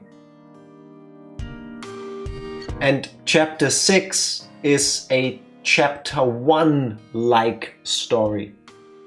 But just different because of different decisions. Yes. If we take what narrator voice said earlier, I make different choices, then it's similar but different. Okay, fair. Amazing choice of game, Mion. I've played Clue once with Tifa. Cluedo. Clue for international audiences. In Germany it's called Cluedo. I think that's the international one. No. In Dutch it's also called Cluedo. In English it's Clue. We should play that again. We've played it once. Yeah, after that it's kind of like, I get it. Maybe with a bigger group of people it would be different, but if it's just the two of us. Fair enough. You'll pick it up as you play. All you need to do is to note down the information you have.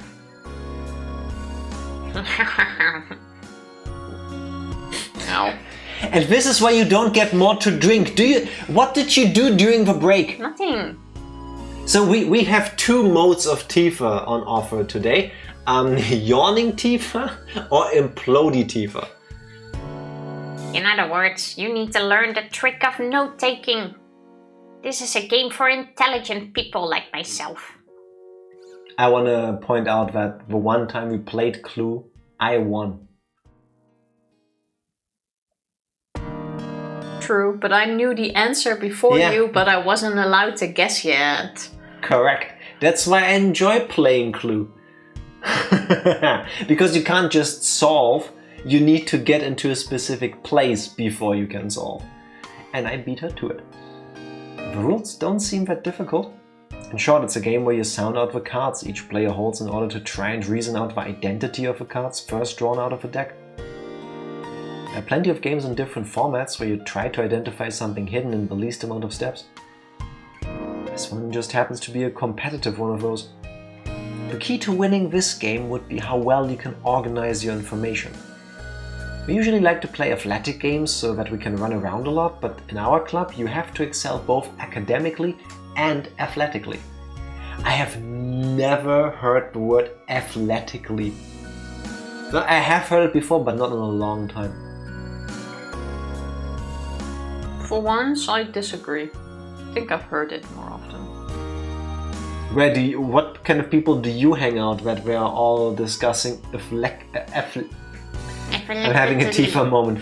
They're sports. They're sportiness. I'm not sure, I think I've read it in books before. Sports channel, I don't know. The handsome, rich 20-something-year-old athletically bound the wraps around my hands. 50 Shades of Tifa. Alright, this is gonna be great. Let's play. Rita, do you remember how we still haven't decided the winner of a water gun battle? I'm going to settle it today once and for all. Oh, are you? Then I'm not going to go easy on you. If Reina's getting serious, I'll have to get serious too.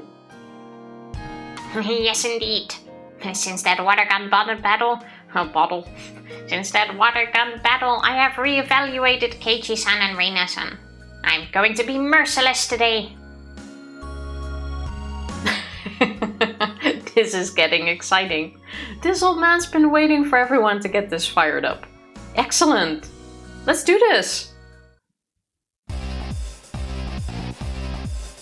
Real quick hot take, because the idea of Tomitake's death somehow being the catalyst for another chapter to happen.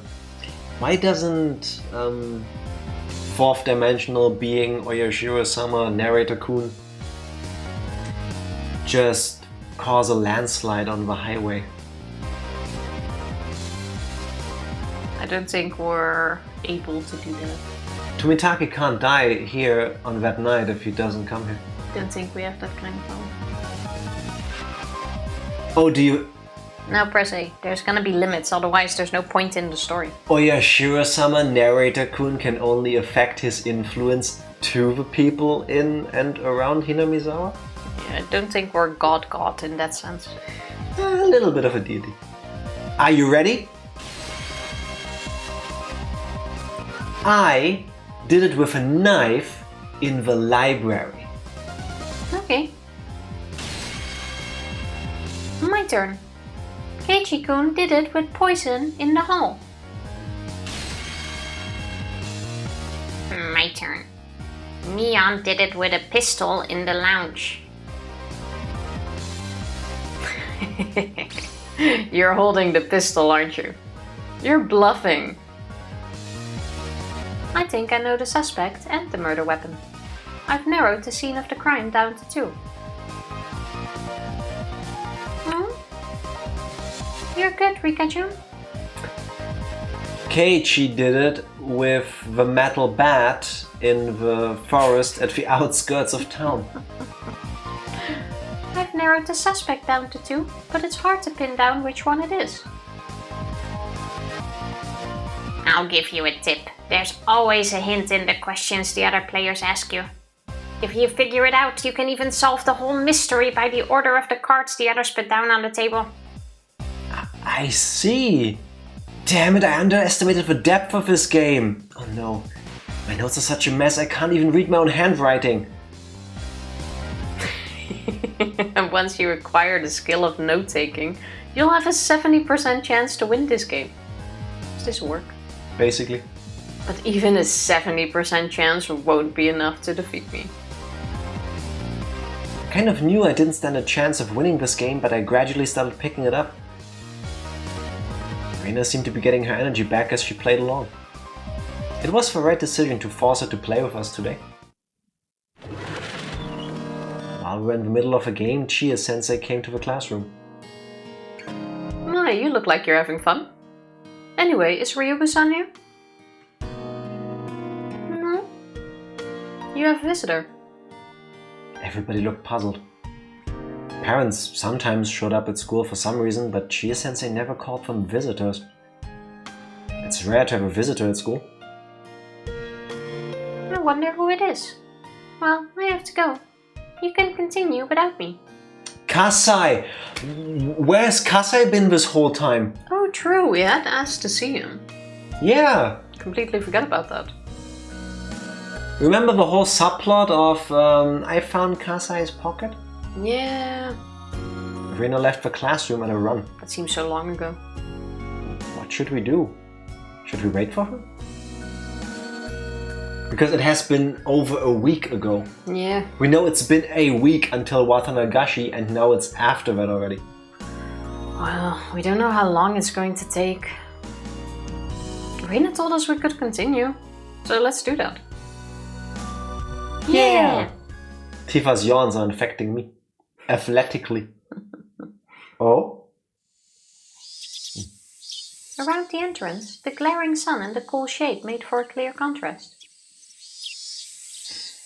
An old man who was holding his jacket on his arm was waiting for me.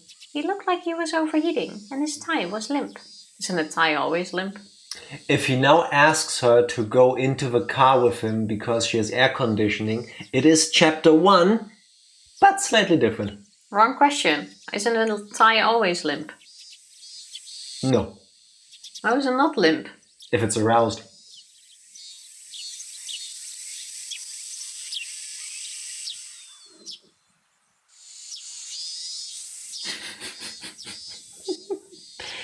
Some people put starch in their clothing, and then it stays more stiff. So, That's still limp. no. No.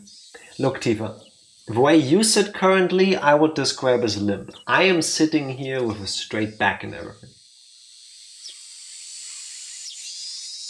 But it's a tie. Yes. Depending on how you clean your tie or the materials you use to put in there, you can make it not appear limp. Okay. You take one of those little blue pills and you rub it over the cloth. And then it gets... Okay. I'll take it. It comes up something. Oh well. All of my attempts at trying to make this funny have failed. What's a blue pill? It's not an actual thing? You know nothing, Jon Snow. What is it, John? What's a blue pill then? The little blue ones, they're like rhombus shaped. A what shaped? Now he's coming with math, with shapes. Viagra? Is that blue? Yes, light blue. Oh, how am I supposed to know that? I don't know. I thought that was somewhat common knowledge. No. Do you not have an email address? I get Viagra spam, but they never show pictures. Cultural osmosis, that's what I was going for. Yes, I just assumed everybody knows this at some point. Have you ever looked at your spam emails? Usually just the titles. Okay. But even then, there's no picture in it. They don't talk about a blue pill. I just always assumed Viagra looks like paracetamol. My spam contains pictures. That's why I know that there's plenty of hot singles in this area trying to fuck me. But I'm already taken, so I just delete the emails. Okay, sure. It's crazy how many there are, really, because I don't keep seeing hot singles in this area. Not that I would care, of course, but you know.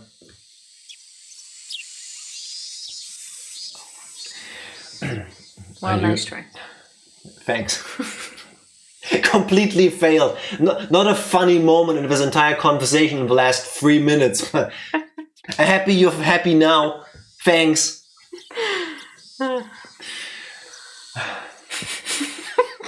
What's funny now? Nothing. Actually, nothing. Which is what's funny.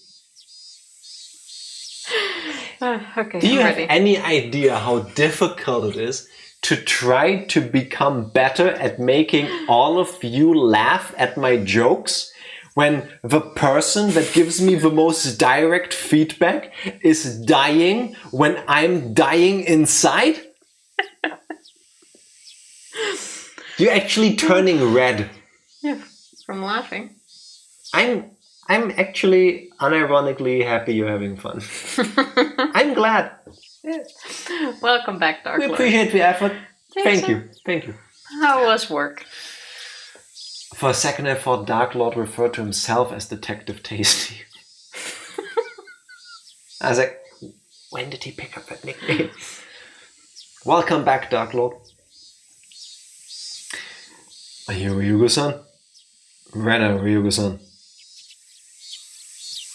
Ever since Rena called me Rena, I've hated that name more than ever. Because of that, I didn't have a good first impression of this man. Yes, that's me. May I ask who you are?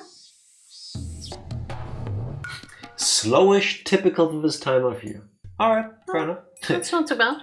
They call me that because I'm hungry for clues. It's actually kind of a good one. That could be a shirt. Oh my god, I called this! I called it! This is a variation of chapter 1. Yes, you did. So good. My car has air conditioning, so why don't we move this into there? Aren't you hot out here? No, I'm always hot. He ignored my question and started walking towards the car parked in front of the school gate. Yes, you are. If he wanted to talk about something normal, he would have used the teacher's office. But he wanted to talk in his car instead. I couldn't help but feel suspicious. Chie-sensei let him see me though. Wait, didn't Keiichi have a bit of a fever at some point in chapter 1? A fever? Yes, I don't remember. and then he tried to power through it. Reina is taking beats. The story of chapter 6 is taking certain beats from chapter 1 but gives them to Reina. Again, going with it's the same but different. Oh my god. Don't remember. I'm quite sure my back is Keiichi itchy. or Oishi visited school to take Keiichi for a talk and invited him in the car. But I don't remember if that was chapter 1. It was. That was chapter 1. Okay. It's like poetry. It rhymes. I hate sand. Also, why does my hair keep falling over to the side? See, this is what happens when I get a haircut, people. I keep looking at my hair and I get vain about how it looks. Gee, that's you. I already said. That meant he wasn't a suspicious individual as far as she was concerned. Yeah, he's police. Who was he? I don't bite, you know. Please, this way. He called out to me while opening the rear door. Is he a policeman? Did the police find out that I killed those two? I felt anxious all of a sudden. Was this what they called a voluntary interview? I didn't want to go in that car, but if I rejected his offer, it would only make me look suspicious. I prepared myself and got in. It was really cool inside the car.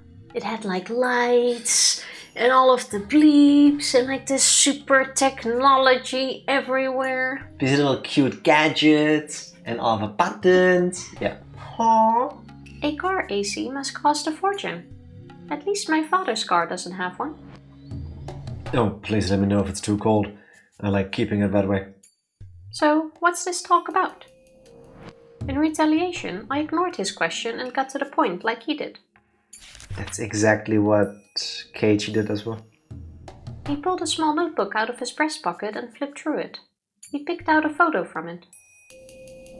The photo showed the face of a goofy-looking man. Please tell me if there's anything you know about this person.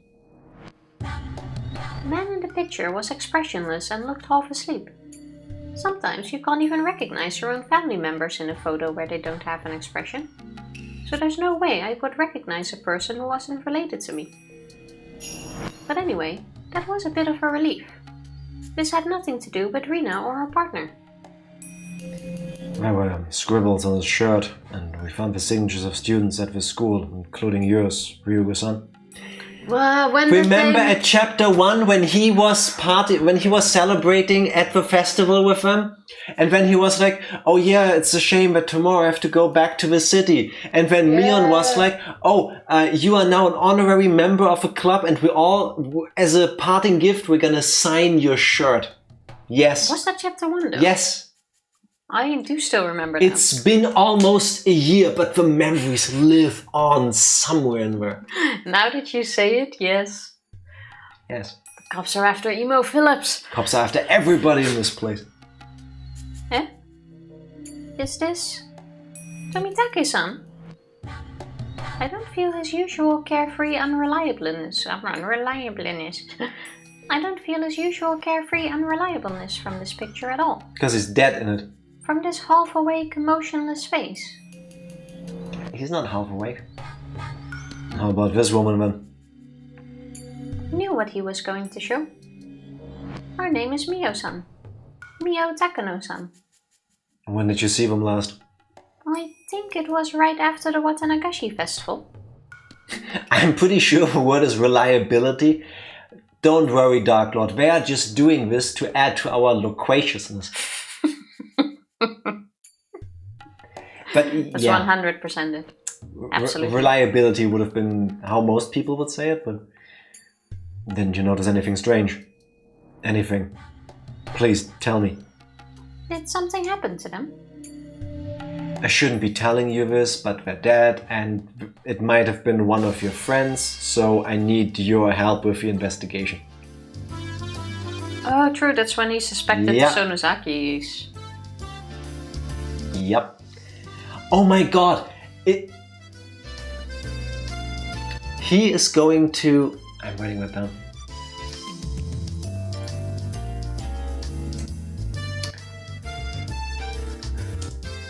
Ooishi involving Reina in the investigation about Tomitake makes her paranoid, and that's why she starts pursuing Keiichi with the hatchet. But it doesn't explain for chapter 1. No, it's the same but different. Why did... Oh, just a different trigger. Why did Reina in chapter 1 start pursuing Keiichi with the hatchet in the woods? We may never know, because we don't know what led to that. But if that even will still happen. But I'm saying in this version of the story, Ooishi is now going to involve her in the investigation, like he did with Keiichi in chapter 1, like a mirror image kind of.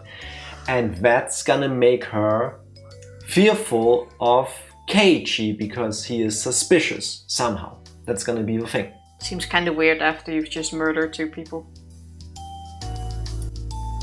It has to be Keiichi because Keiichi gave the whole pep talk speech, and the place where Keiichi grabbed her wrist was pulsating. She has feelings for him. Only his perceived betrayal could send her off the deep end to that point. Why would it be a betrayal? I don't know, we're gonna learn that. And that's why she goes, whatever she goes, and wants to murderize him. Yeah. Okay. Yeah! Wait, I'm still in my notepad. Yeah! I got it! To tell you the truth, I wasn't sure if it was Reina or Mion. So you gambled? How risky. Funnily enough, that's how I also beat Tifa at Clue. I had to guess between 2 options. It doesn't matter how he won. What matters is that he won. Oh, Reina. Welcome back. What took you so long? Mion noticed that Reina had returned. She looked exhausted. I have no idea what she talked about with Revisit. Wouldn't you say with twice? I had no idea what you talked about. Nah, I'm brain fart. I have have no idea what she talked about with her visitor, but it was obvious it wasn't something fun. Reina, are you okay? What? What's okay? What? I'm talking about you. You look pale. Are you sure you're alright? Reina tried to convince us she was fine, but her face clouded over for a moment and she decided to leave early. I shouldn't have forced her to join the game. I was regretting it a little. Reina probably forced herself to play with us, even though she wasn't feeling well at all. Reina put her stuff in her bag, apologized to us for leaving early, and then left the classroom. Well, she's gone now. Guess we have to keep playing until we have a loser. That's right. Whose turn is it? Me. Okay, Rika-chan, come on!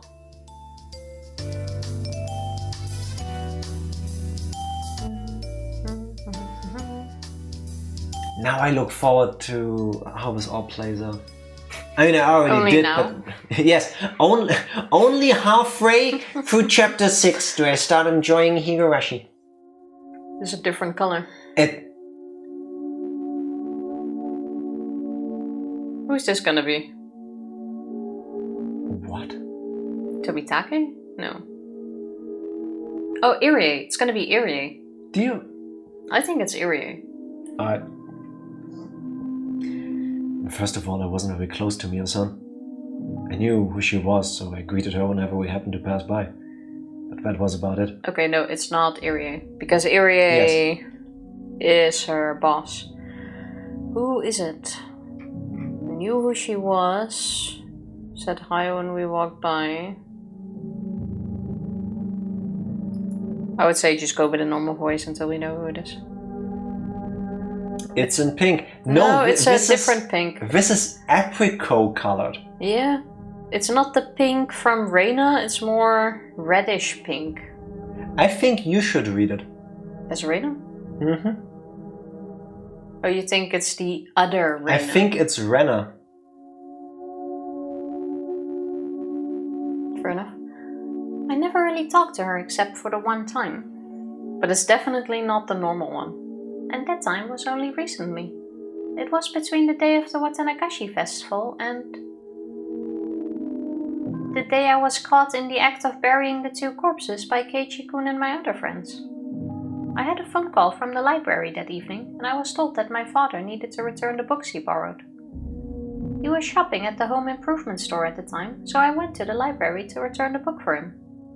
While I was there, I thought about borrowing some books for myself, and I started walking around the library. I saw her there.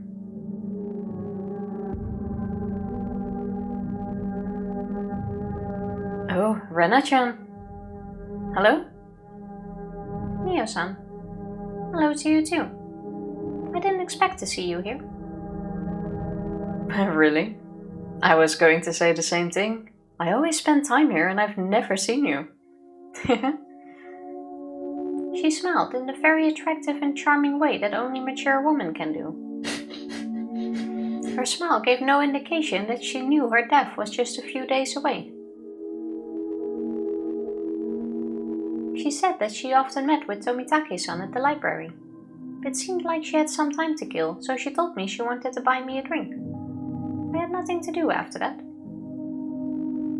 I let her buy me a canned iced milk tea from the vending machine in the library, and we talked for a while. Once I came to think about it, it was a little ironic. She mostly talked about the series of mysterious deaths in Hinamizawa. She had no idea that she was going to be the victim of its 5th year. The series of mysterious deaths.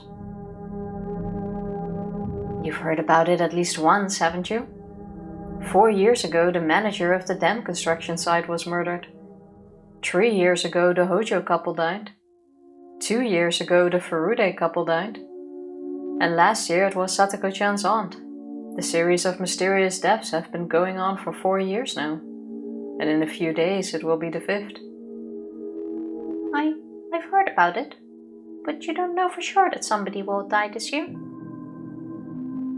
I do. Someone will die in a few days for sure. There's that old saying, everything that happens twice will happen a third time. So isn't it also true that what happens 4 times will happen a 5th?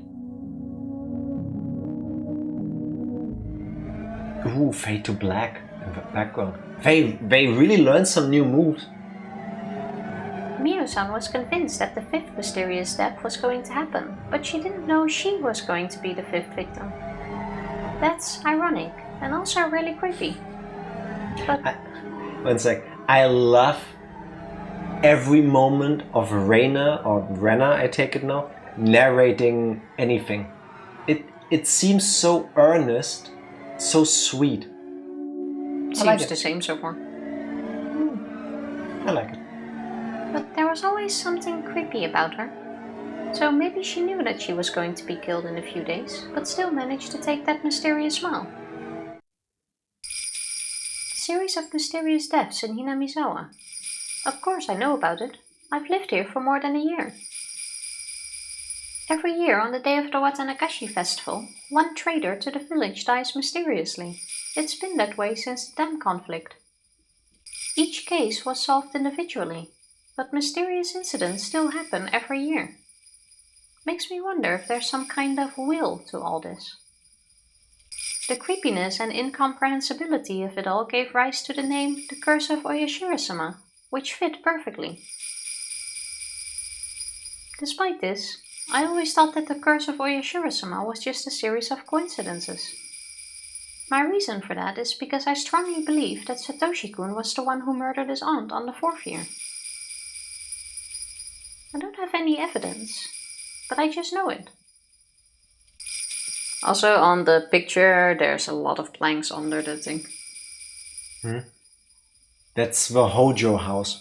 Yeah, but I'm just saying that they're probably easy to get them. Or lumber. Tifa never once has a detail in the background. Doesn't matter, but it is there, which means it's probably laying around anyway.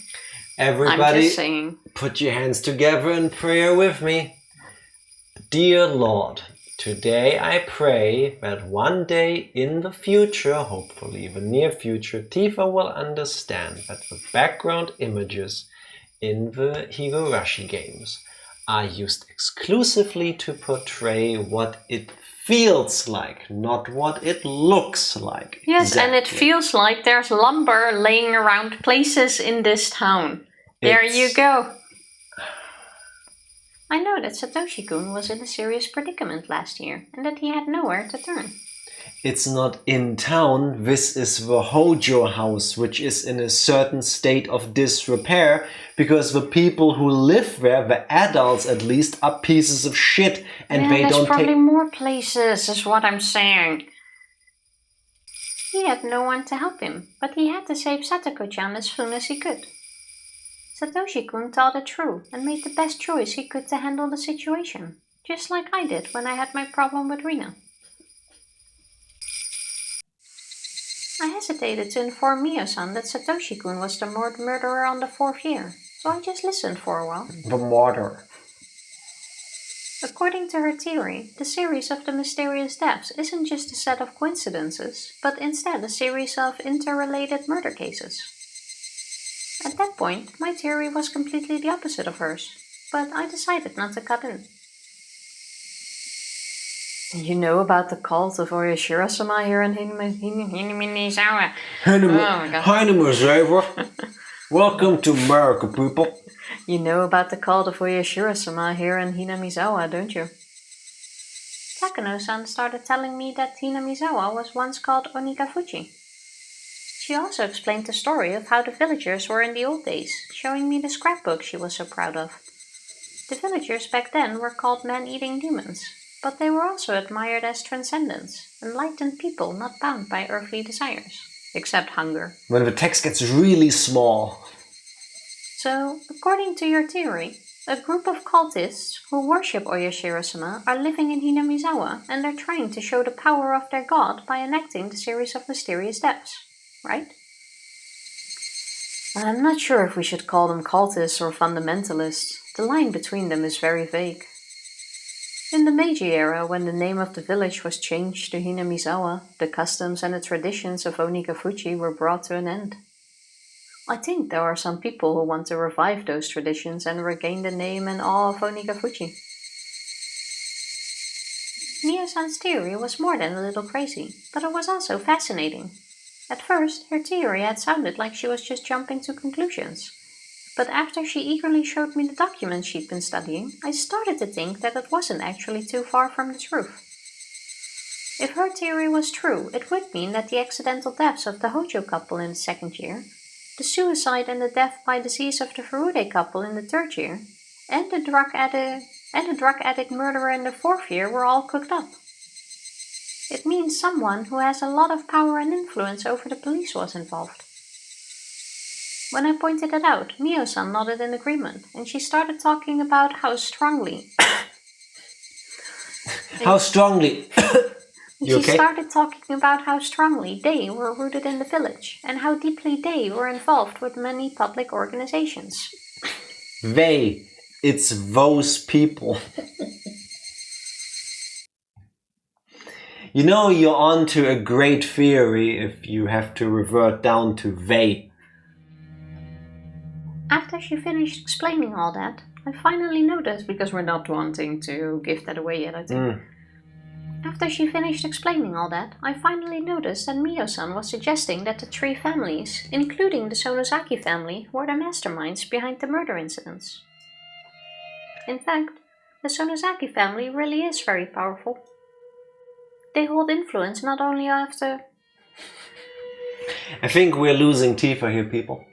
They hold influence not only over Hinamizawa and Okonomiya, but also over the entire Shishibone area. It might not be wrong to say that they even hold influence over the entire prefecture. If the Sonozaki family is behind all of this, her theory would be more realistic. But that means I should be suspicious of Michan. No, I shouldn't. But in fact, Michan was very cold and unkind to Satoshi-kun when he was going through a tough time.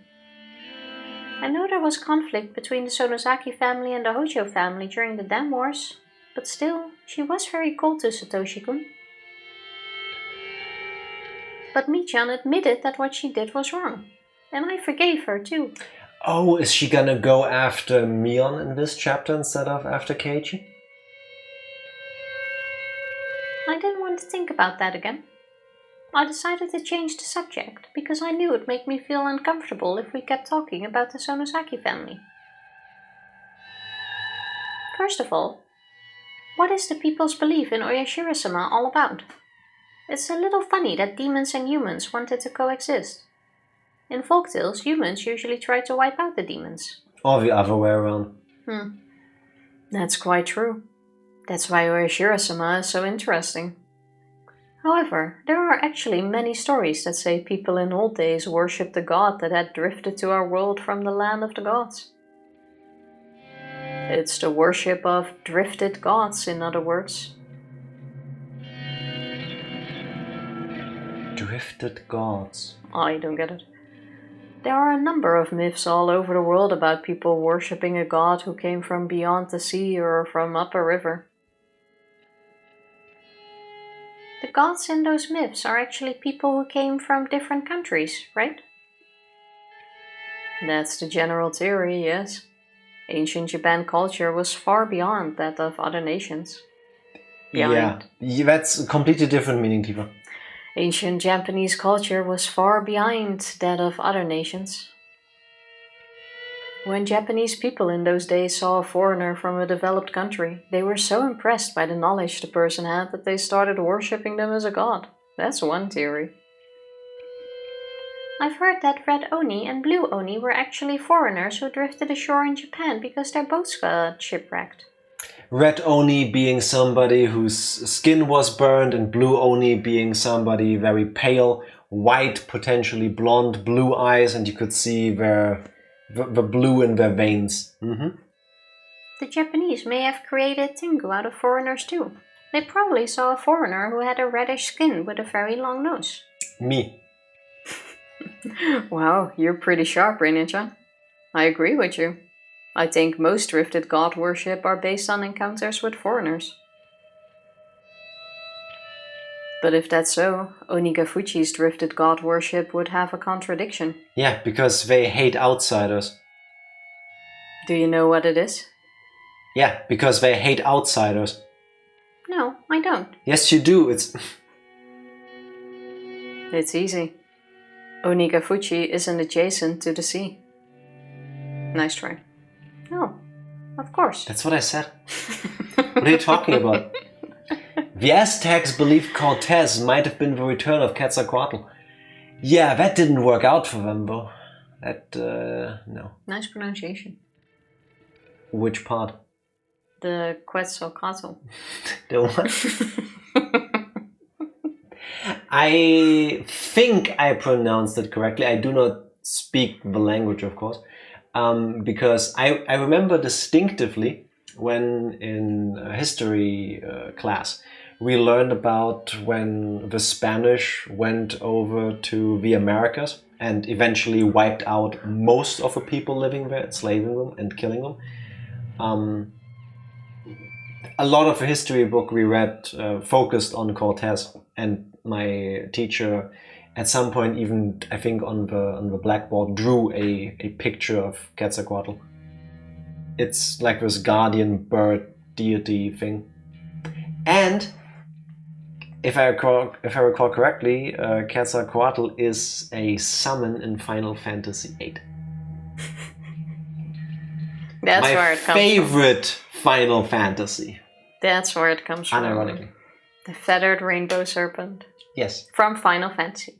8. Oh, of course.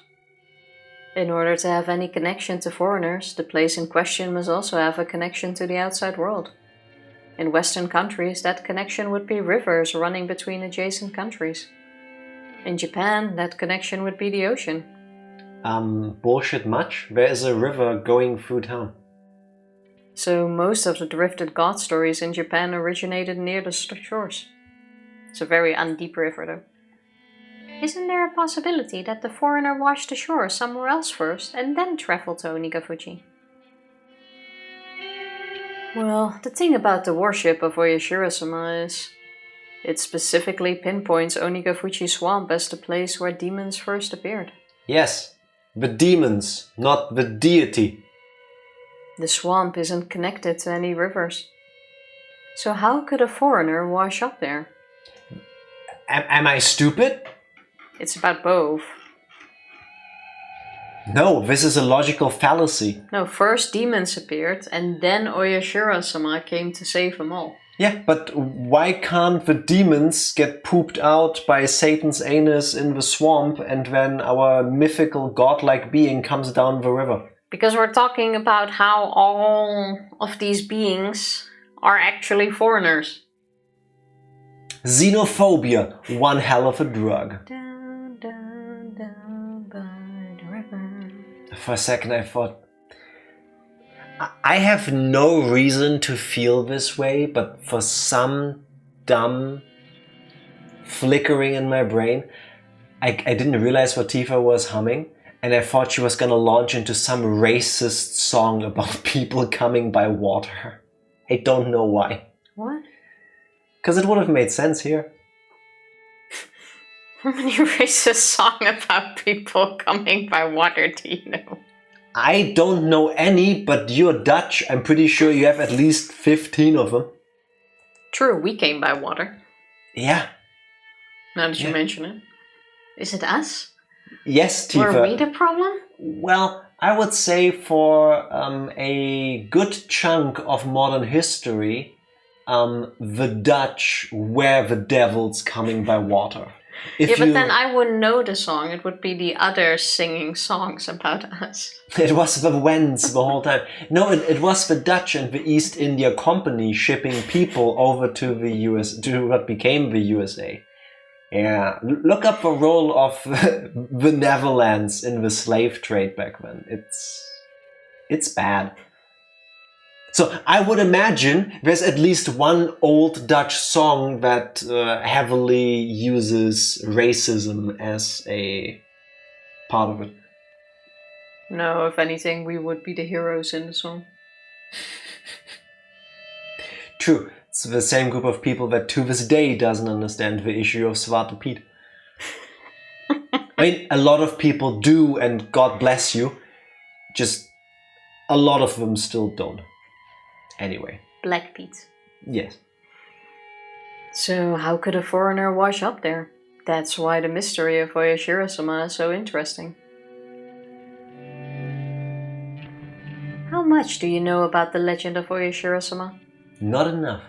I just read a picture book about it in school. They made a picture book about him? I feel like I know a lot about it, but I actually don't. I just have an extreme fear of the rule not to leave Hinamizawa. After all, my life went wrong after I left. I felt dizzy when I tried to think about it further, so I stopped. When everything went wrong in Ibaraki, I met Oyashiro-sama, and he told me to go back to Hinamizawa. No, I'll get dizzy. Don't try to remember. Don't try to remember. I can't remember. I got desperate because I felt responsible for the divorce. I just used Oyashiro-sama as an excuse for my mental instability, and I told my father I wanted to go back to Hinamizawa. Right? But wait. Oyashiro-sama did come to me. Oh no, the colors are too dazzling. I can only... Edward? Oh my god, suddenly it's Twilight fanfiction. I can only remember the vivid colors of the pills and the dizziness. That's all you need to know. The demons came out of Onigafuchi swamp and they attacked the villagers. Oyashiro-sama saw it and came down to save the villagers from the demons by exiling them to hell. The demons cried and the villagers felt bad for them. They decided to let the demons live in the village with them. Bats. Sparkle. Oyashiro-sama was impressed by the kind hearts of the villagers, so he gave human forms to the demons and let them coexist. The blood of the demons blended with that of the villagers as they lived alongside each other. That's such a poetic way to say they fucked. That's exactly what I read in the book. I felt dizzy, like I was going to faint, because I touched the one memory I didn't want to. People say that the most myths are based on an event of some sort that happened long ago. What event do you think is the truth behind this myth? Because I was still feeling dizzy, all I could do was tilt my head quizzically. Oh, like when a dog or a cat or some... Yeah, exactly. And she also tilted her ears like this. It seemed like Mio-san was expecting that response, because she smiled, looking satisfied that she successfully made me confused. She took a scrapbook out of her paperback. I'll let you borrow this for a while. Thank you. But Don't worry, just read it whenever you have some time to kill. I want to know what you think about the things written in this scrapbook. But this is the conversation she had with Shion. But at a different point in time. Yeah. Potentially. Or maybe because of how the story went this time, instead of having this conversation with Shion, she had it with Reina. I'd like to know, even if you disagree with me, because you really are very sharp. Jiro-san isn't interested in things like this at all, so I appreciate your input. I had little choice but to take the scrapbook. Takano likes telling people a lot about the curse of Oyashiro-sama. That's like her one thing. Fair. It doesn't need to be only her, yeah. You know how sometimes people get like so into something that becomes like their whole identity? For her it's this. For me it's Tifa. Very sweet. She does it more than nursing, if anything. We've never seen her at work, so... Do get that impression, yeah. Apparently, Mio-san came to the library often, so I figured I could return it to her whenever I came to return my books. However, the day I'd returned the scrapbook to Mio-san never came. What's wrong? You don't look good. Are you feeling okay? I caught a summer cold. I'm still recovering from it. It wasn't the summer cold that was making me feel dizzy. I always get dizzy when I try to remember the time I met Oyashiro-sama in Ibaraki. I mustered all my courage and asked her. My memory of those days in Ibaraki is blurry. I know I met Oyashiro-sama. Nobody believed me, and they told me it was a hallucination. But I thought Mio-san would listen to me. Mio-san, can I talk to you about something? Yes, of course. You listen to me, so it's my turn to listen to you. But please talk about Oyashiro-sama. Well, it's about Oyashiro-sama. You might laugh at me. I won't. You didn't laugh at me either. Mio-san said it in a very gentle and mature way, and that encouraged me. The way only that of a dignified older woman can. Even so, I still hesitated to talk. But there was probably nobody but Mio-san with whom I could talk about something like this. I gathered my courage again and spoke. I have met Oyashiro-sama. You have? It's a natural reaction to not want to talk to Takano. I think it would be a very interesting conversation. Yeah, once, and then never again. No, Nah. I don't think so. No. I have known people like Takano in real life. I cut them out almost immediately. Yeah, but I like her fascination with the taboos. Yeah, but in my experience, people like this tend to be only that. True, I like taboos. I would like talking to you about them, but you always cut me off. Yes, and you aren't a people like that. Fair enough. Yes. I used to live in Hinamizawa until right before I went to elementary school. But my mother got a job in Ibaraki, so we moved. Well, you know what that means, right? Yes, I do. You broke the rule of Oyashiro-sama, which is to never leave Hinamizawa. That's right. And then many things happened.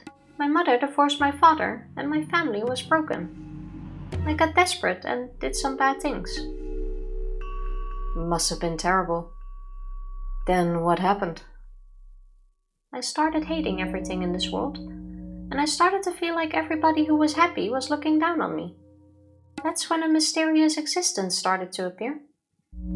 You mean Oyashiro-sama? The first time it came to me was... please don't tell anybody about this. It was when I started injuring myself by cutting my body with a knife. I cut my neck. Something very dirty and gross came out with the blood from the wound. It was...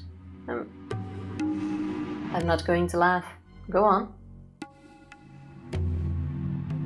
The chill I felt at that time came back to me. I sealed that memory away so that I wouldn't have to remember ever again.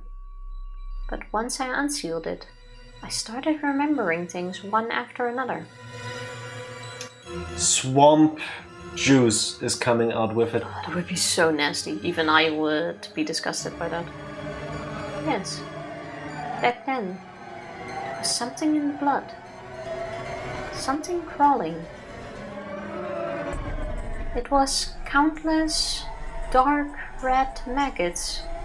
They squirmed up and out from my neck with each drop of blood. But they wanted to stay in my body, so they crawled back in through the cut. I didn't want those creepy things to get back inside my body, so I clawed at the cut on my neck to get them out. But it hurt so much, and it only made my hands and neck bloody. I got scared all of a sudden. I was scared because I thought there were that many nasty maggots in my blood vessels. So I cut a blood vessel on my thigh just to see how it looked. I thought I could see it better if it was my thigh. Then they oozed out from there too, so many of them. I understand, Ryugu-san, so please calm down. No, you don't understand. The maggots came out with my blood, but then they tried to get back inside my veins. It really, really itches. Please, bring a doctor, actually. Please, bring a doctor. No, don't claw at it like that. Bring me a sedative. Hurry. Hold her down. Please kill the maggots in my veins. Please take all the blood out of my body and flush my veins out. There are so many of them in there. Why don't you believe me? I'll show you. You'll believe me if you see him, right? I don't want to get any more shots. No, no, no.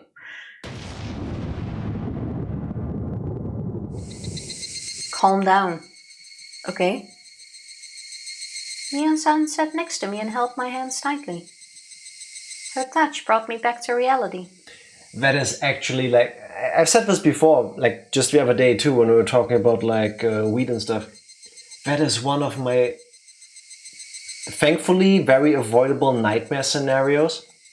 That I ever have like a breakdown or I take something funny and I start seeing shit like this. I don't think I would ever recover. Like, imagine you looking at your hands and you see something squirming in there and you try to get it out and then you end up bleeding yourself to death because you know you saw something. Hallucinations are crazy, absolutely crazy shit. Like that your mind is capable of showing you things that aren't there, but that feel real. Like, I've taken acid a few times and it's never gotten that bad, but it's gotten bad. Good for you, Dark Lord. And I think that is enough already, especially I'm for not Joe. gonna risk it. Welcome in, Ranger. Please enjoy your hydrate. Happy Wednesday. How are you doing? Everything he said, Ranger. How are you doing? I introduced the maggots a lot earlier in the manga, like right after seeing Reina at her house. This is likely because it's a very good metaphor for Reina's mental illness. Yes. Oh, that makes sense, actually. Well, I'm glad to know we learned a little bit more about it now. Yeah, and I do appreciate that here it took up until this point to like shine the light on that. Show off, Ranger coming in with all the good trips. Same for weed. Worst thing that ever happened to me is either I get dehydrated or I threw up like one time and I wasn't feeling well to start that day. Fair enough. It's more of a shoe drop here. Yeah, fair enough. Jack would probably make himself paranoid already so that he will have a bad trip. Yeah, just the being afraid of it might get me there. Yeah. You get in with the wrong mood. Yeah, just out of fear. Yeah. Just got Eli to bed, so I'm worn out. Blah, blah, blah. Just got Eli to bed, but I'm so worn out. We got a slide swing set for the kids, and it weighed 600, what's LBS pounds? Freedom units. Across 4 pieces. Oof. I think you should get a nap too, Ranger. Yes, and that sounds well deserved. If at all possible, I recommend breaking them down into smaller boxes. If you now still need to move around. If you haven't done that already. Okay, but maybe they can be disassembled further. I doubt that. Then maybe don't carry them yourself. Jack with the good advice. Go take a nap, Ranger. I don't want him to hurt himself. Super considering grabbing the Oblivion remake. I have heard really good things about it. I've heard mixed things about it, but that I think depends on the perspective. Is it like Oblivion? Apparently yes. Does it look dramatically better? Apparently yes. But they've changed a few things. Like it looks rather floaty, if that makes sense. Because it's a different engine and stuff. I don't know if they're gonna fix that or if that's just how they intended it to be. I've had several colleagues who just put everything on hold to keep playing it. Fair enough. So it does seem worth it, at least. So 4 boxes it came in. Where the small boxes? Oof. But he moved everything to the backyard. Gonna break it down later. Good. Oh, to have it ready in 2 weeks for Olivia's birthday. Ah, that's really sweet. How are you gonna hide that? Or has she already seen it? I would assume you can't really hide all those boxes. Well, worst case, you just set it up the day before. And up until then, it's just boxes. Yeah, fair enough. Ranger Olivia will be happy. I think so too. Yes. No way to hide it, but building it while she's at school. Yeah. She's gonna love it. I wish you all the best with that. A very big tarp. Yes, a tarp hiding a very big slide-looking item underneath it. Yeah. Oh, don't forget to also get one of those things that Pearl can sit in. Ranger's dog. Oh, that would be cute. That would be really cute. I don't know if... I mean, some dogs like being on like swing sets and stuff like that.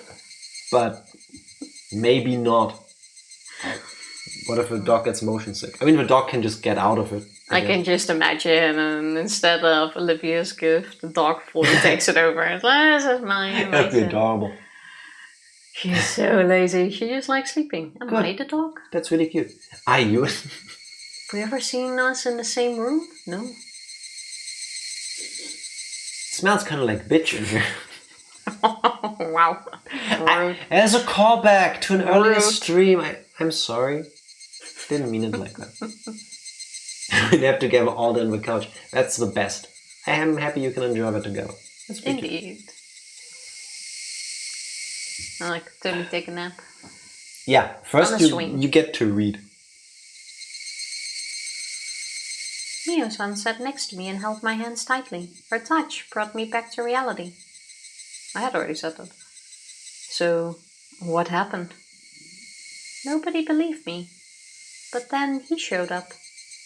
Oyashiro-sama came to me.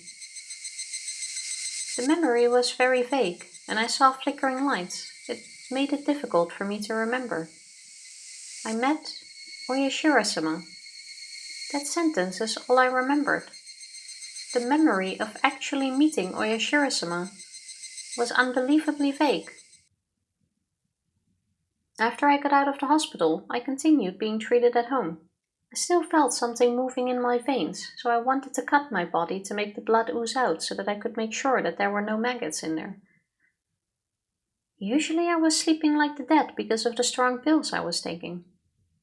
But one day I forgot to take the pill, and my consciousness was very clear. I felt the maggots moving in my veins, and I felt the urge to look inside. I cut a vein on my wrist. I knew it. A lot of blood and many dusky red maggots came out from the wound. I wanted to wash them off before they crawled back inside me, so I put my wrist under running water in the bathroom sink and I tried to open the vein.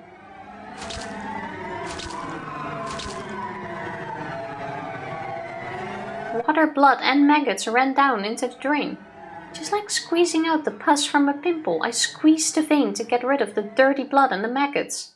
I kept doing it. My arm started to feel numb and I felt cold, but I kept doing it. I thought I might die from losing too much blood, but I kept doing it. My body was filled with maggots. I had to squeeze all my blood out of me. I'm so happy that she's doing better now. And then, a very bright light shone upon me. It was a bizarre sensation. I had never experienced anything like it in my life. All of a sudden, the dark bathroom was filled with a bright light. It was very bright but gentle. It wasn't like the light from the merciless fluorescent bulb. It was very warm and gentle. That was Oyashiro-sama. No, that's her bleeding out. Likely, yes, but still. She believes it's Oyashiro-sama. Oyashiro-sama was looking at me with gentleness and sadness in his eyes. As he touched my wound, the maggots started melting and disappeared in front of my eyes. That wasn't all. All the maggots that were moving throughout all my veins disappeared too. Oyashiro-sama taught me. These maggots were the curse. People of the demon's blood can't live outside of Hinamizawa. It's the rule. Unfortunately, you've been cursed. It's very sad, and I feel sorry for you. There's only one way to save you. That's what he said. What should I do? The answer was very simple. All I needed to do was to go back to Hinamizawa. I unconsciously knew that before I heard it from Oyashiro-sama. People who were born in Hinamizawa must never leave. But I broke Oyashiro-sama's rules, and I left Hinamizawa. That's why my family was broken and I lost my mind. Also, would it be that unlikely? We've already gone with Rika can see ghosts. Rika is Oyashiro-sama. There's a ghost moving around trying to find the best path. What if they needed Reina to come back to Hinamizawa? And this is how they did it. It wouldn't be unlikely at this point. Is it possible in the overall narration? Yes. But I really gotta give him credit to like weave it together, especially with how earlier in chapter 6 we have this whole, oh, I have memories of a different world of possibility that I shouldn't have, but I know these things would have happened. For all we know, Keiichi was just really imagining things. Like, if I had done this, this would have happened. And that's how he conveys it. That's just the words he puts to that. But to us, it has a deeper meaning because we've seen that happen already. Similarly here, what she's describing, the getting to feel cold and when she feels warm and when she sees a light, she is bleeding out. That's one of the symptoms of bleeding out. You can look that up. But if you then go into the, well, but if Oyashiro-sama is real, why wouldn't he use this opportunity to do this? That's the whole thing. Because if we assume Oyashiro-sama is trying to find a perfect end state for this history to play out, so why wouldn't he do this? Or they have access to the multiverse. Well, they probably do, yes. Something seems to, yes. Just because you're paranoid doesn't mean they aren't after you. Yes. Exactly. Check behind. 100%. No. If I hadn't left Hinamizawa, nothing would have gone wrong. And so, I had to go back. Oyashiro-sama also told me this. He could make the maggots, the embodiment of the curse, disappear, but only temporarily because I lived far away from Hinamizawa. After a while, the power of Oyashiro-sama would fade away and the curse would start eating my body again. If that happened, the maggots would take over my body and I would go insane and die. I must go back to Hinamizawa before his power to hold down the curse faded away. That's what Oyashiro-sama told me. He did. I heard him tell me that. I should have gone back to Hinamizawa earlier. That's why Oyashiro-sama came to me to put his curse on me. But he gave me a chance. He gave me a chance to pay for my sin of leaving Hinamizawa. Dad, listen, Oyashiro-sama is going to help us. Let's go back to Hinamizawa. Hinamizawa is the place where we must live. If we don't, not only me, but you might be cursed too. Let's go back to Hinamizawa. It's the only place where we can live. We need to hurry. We need to hurry or Oyashiro-sama's power will fade away and my body will be eaten by the maggots. Oh no, Oyashiro-sama is following me. He's telling me to hurry. He follows me everywhere and keeps telling me to hurry. He keeps apologizing to me for putting his curse on me. He follows me everywhere and keeps apologizing. I'm telling you the truth. I am. Why can't anybody see it? Why can't they see the maggots or Oyashiro-sama?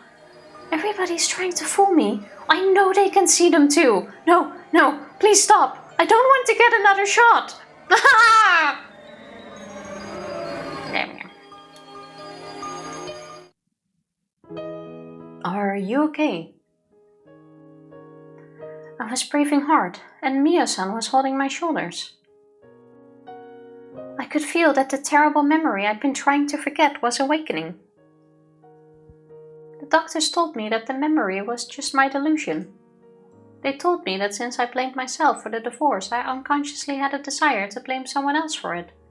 And I unconsciously connected the desire to the folktale of Oyashiro-sama that I read when I was little. It does check out. I got drug treatment, received counseling, and waited. It gradually got better, and that proved the things I saw were just a hallucination. The doctors asked my father to consider moving to Hinamizawa if possible. Fortunately, he wanted to change his living environment to heal his pain from the divorce as well. So, because telling her to come back to Hinamizawa wasn't enough to make them go back, Oyashiro-sama influenced the doctors to tell...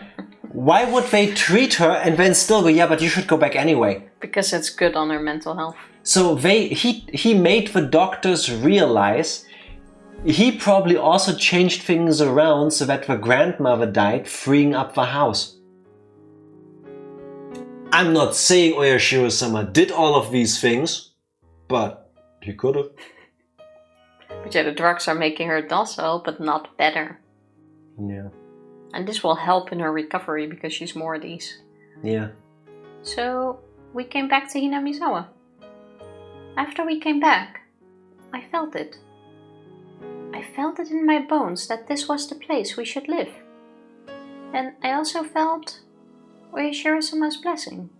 I definitely felt it. I felt the curse of Oyashiro-sama starting to break. I was free. After I moved here, I went to the clinic in Gogora for a while. The doctor gave me the same poisonous looking pills, and I kept taking them for a while. The terrible memory gradually became unclear. Whenever I tried to remember it, I could only remember the strong side effect of the pills and it made me dizzy. That's how I regained my peace. And then I changed my name, Rena. The reason was because my name reminded me of those bad memories. I didn't want to have anything icky in my life anymore. That's why I came up with the idea of taking icky things out. Like the maggots. After I took the I of icky out from my name Rena, there was only Re and Na. That's how Rena was born. I like that. It very much seems like a simple concept a kid would come up with, but also makes so much sense. It does. You know? I was more laughing because it's weird of how we messed up the names. We decided to go with it. Yeah, and then proceeds to hang out in the scrapyard, yeah? Yeah, because... That's fun. Because what you consider disgusting, yucky, icky, whatever, that's all subjective. That seems like actual fun.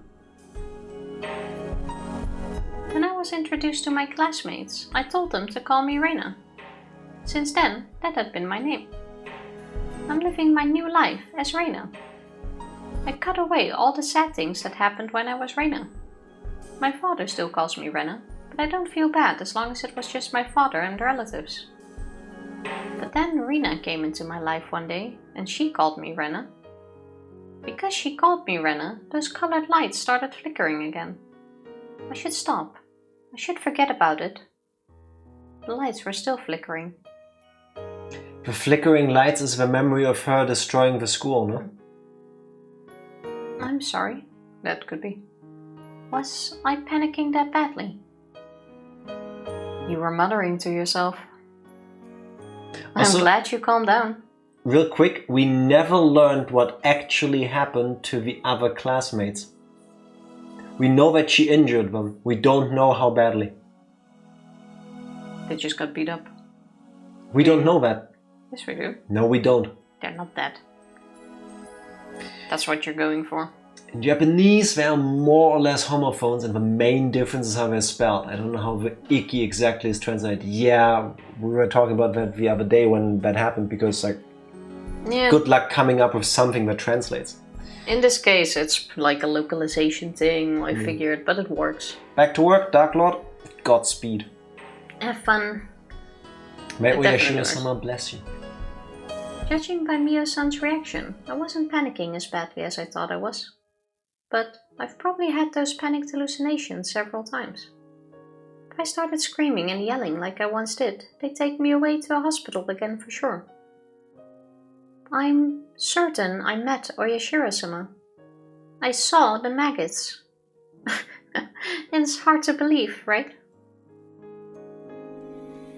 Mio-san smiled, looking a little confused. I couldn't blame her. I didn't expect her to believe it. I'm sure it was just a strange memory I created for myself in my hallucinations. I can't believe I can't trust myself. That's the worst feeling of all. Reina-chan, first of all, you don't have to worry about anything. Yes. I'm talking about the curse you're afraid of. And the maggots that you saw in your blood. According to what Oyashiro-sama said, you're free from them as long as you stay in Hinamizawa, right? Yes, that's what he said. Then you don't have to be scared. You don't have to worry about anything. You're in Hinamizawa right now. I think this is a nice approach. Yes, it doesn't fix the ultimate issue at the core of it, but... No, but you're not making fun of her, you're not laughing at her, you're just going into what she said, whether you believe her or not. It's like, hey, you don't need to worry, you are currently here, you're safe. You are safe. Yeah, at the very least that part is taken care of. Yeah. I'm sure it's okay with Oyashiro. Well, this library is in Okonomiya, but it's very close to Hinamizawa. I'm sure it's okay with Oyashiro-sama. You don't feel anything moving in your veins right now, do you? No, I don't.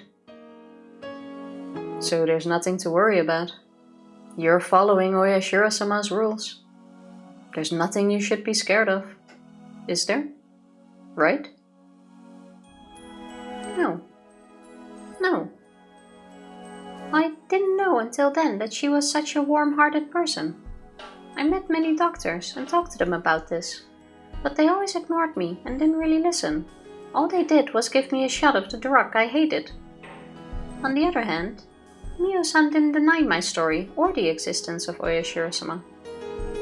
The people in this village whispered behind her back that she's a little crazy. But she was actually a very kind person, I thought. She can be both. Reina-chan, I believe everything you just told me.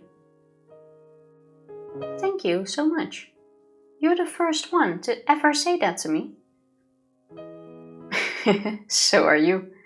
You're the first one who didn't laugh at me and listen to me so seriously. I think we can be good friends. Mio-san smiled, touching my head with hers. Well, I'll let you borrow my secret files and my scrapbooks. These are top secret. I didn't want to show these to anybody, but you're special. I think I can trust you. I know you'll take them seriously. She took a few scrapbooks out of her paper bag and handed them to me. Let me know what you think after you read them. There might be something in them that only you can understand. Mio-san was acting mysteriously. She smiled mischievously and then put her index finger on her lips as a sign to keep it a secret. Don't tell anybody about these scrapbooks, or that I'm studying this, okay? Or keeping this a secret? It's one of those secrets why the entire village knows. Yeah. But nobody should know. But it's a secret. But it's a secret because I wrote it down, you know? We're keeping this a secret? Okay, I got it. If they find out that I've been studying this, they might get rid of me. She laughed after she said that. They might erase her. That's what she said. And she went missing. She left me her scrapbooks. But that's not all there is to it. It's the way Tomitake-san died. Ooishi-san said he committed suicide because of a state of excitation caused by using some kind of drug. Excitation. Excitation. Oh, excitation. Ooishi-san said he committed suicide because of a state of excitation caused by using some kind of drug. But I know what really happened. I didn't tell Ooishi-san about it. I don't think he'd have believed me even if I told him. Without a doubt, Tomitake-san died trying to get rid of the maggots. It was nothing other than the curse of Oyashiro-sama. To never leave Hinamizawa isn't the only rule of Oyashiro-sama. There are more. He might have broken one of them without knowing it. Ooishi-san told me. Tomitake-san was taking pictures with his camera flash on during the sacred ritual dance, and some people got mad at him for it. Did Oyashiro-sama put his curse on Tomitake because he violated the sacred ritual dance? It might be for another reason. Anyway, he died from the curse of Oyashiro-sama without a doubt. Yeah, it's probably the fact that they broke into the warehouse, but that's just my take. Did that mean Oyashiro-sama put his curse on Mio-san too? Investigating the gods is the same as getting close to the gods. It's disrespecting them. But Mio-san told me that they might get rid of her if they found out about her investigation. By they, she meant humans. Plus, according to her theory, the three families are in a conspiracy to revive the faith of Oyashiro-sama. But I can tell by the way Tomitake-san died that it was the act of the curse. I'm certain about that because I experienced the curse myself. And at first glance, that seemed incompatible with those conspiracy theories about human beings. Where are we getting? I remember that ooishi-san told me something about some kind of drug that can make a person commit suicide. So do the three families have a secret drug that can cause the curse of Oyashiro-sama? It's impossible. Plus, I didn't get any shots of a suspicious drug like that. They actually used some of the blood of Reina to create this drug. Because her brain excretes a hormone that makes people go in... Now you're going too far. Yeah, that's the story of like a whole bunch of horror movies and books. I had a normal life in Ibaraki. I wasn't involved with the Sonosaki family or the Kimiyoshi family. Ooishi-san asked me a favor. He asked me to tell him secretly if I saw or heard anything suspicious. It could be about Mi-chan, Rika-chan, or anybody in the village. Mio-san believed my story about Oyashiro-sama, and now she's gone. Tomitake-san died by doing the same thing I did. I'm ready for this chapter to be done though. My jaw's hurting. Oh, no. No. I don't want to get involved with the curse of Oyashiro-sama. Is this a conspiracy of a group of fanatical cult members, or is it the curse of Oyashiro-sama? Is everything just a set of coincidences?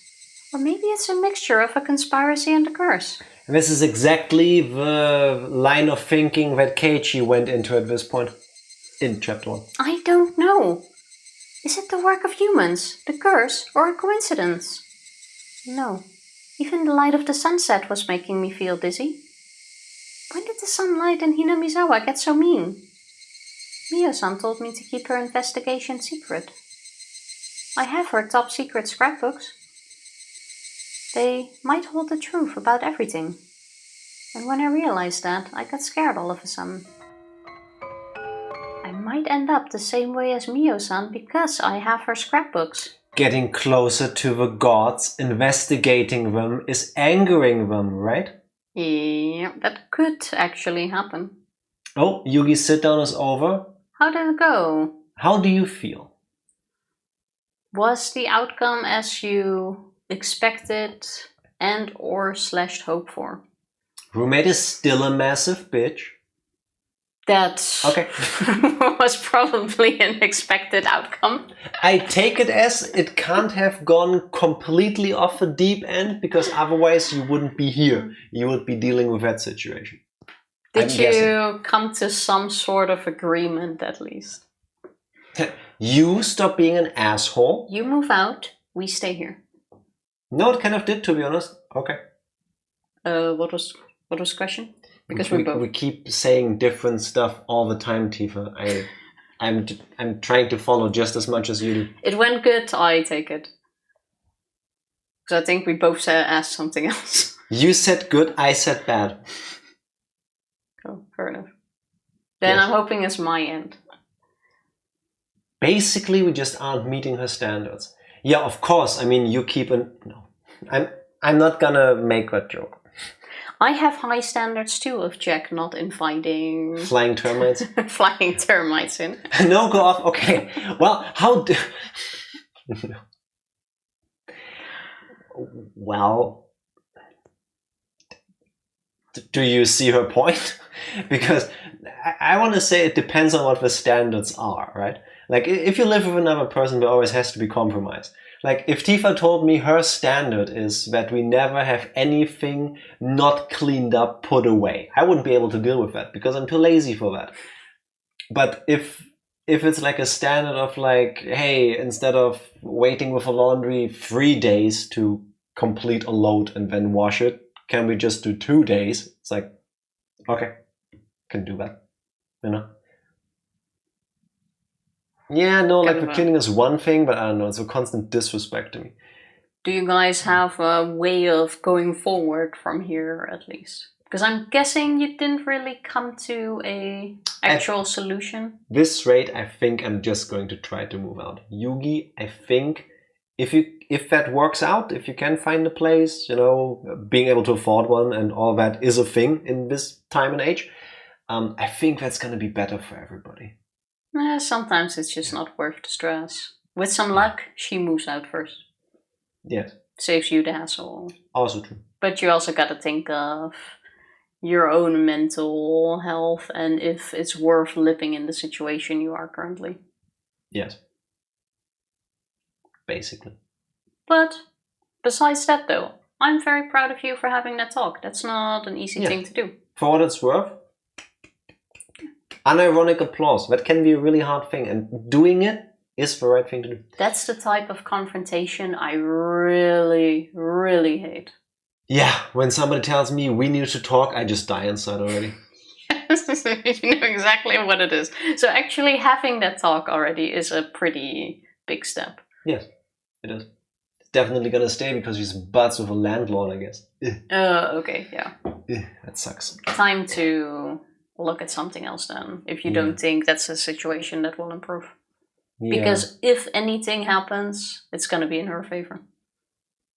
Yeah.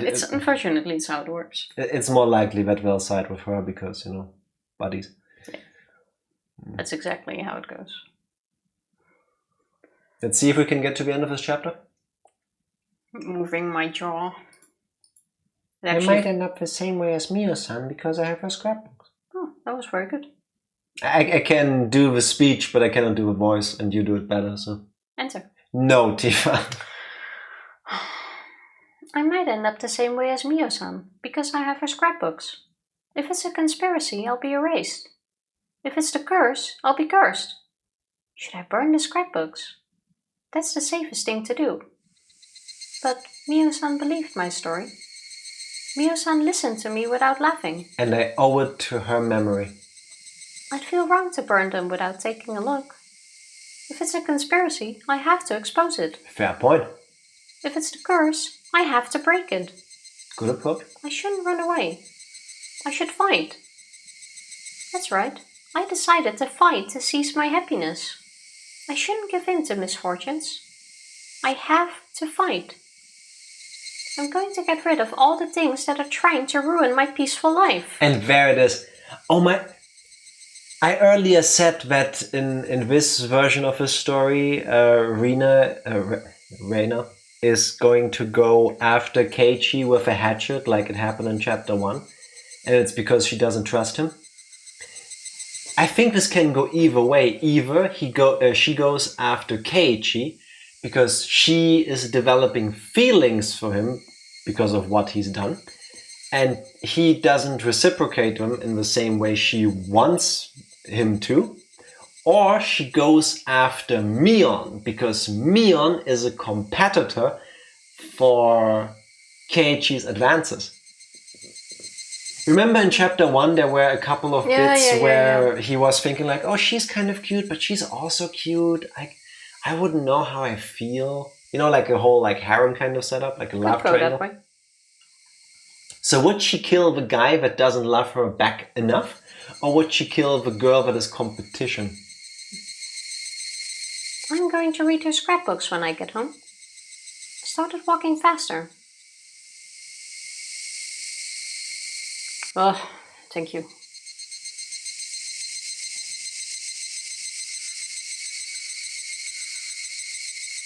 At this point, I wonder what twists and turns are going to be throughout the rest of chapter 6 and then chapters 7 and 8. Lunch takeout list.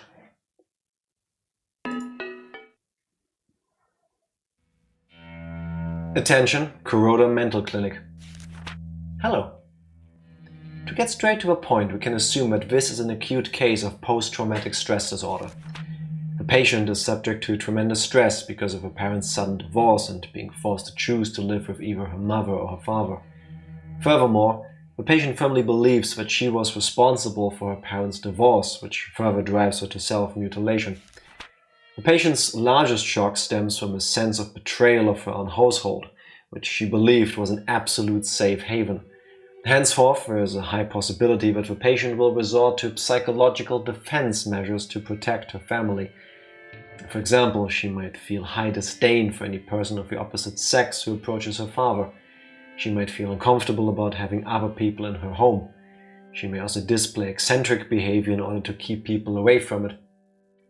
As an example of the latter, there are reported cases of patients unconsciously bringing home garbage. Oh, there you have it. It's highly important that the patient remains in close communication with her father.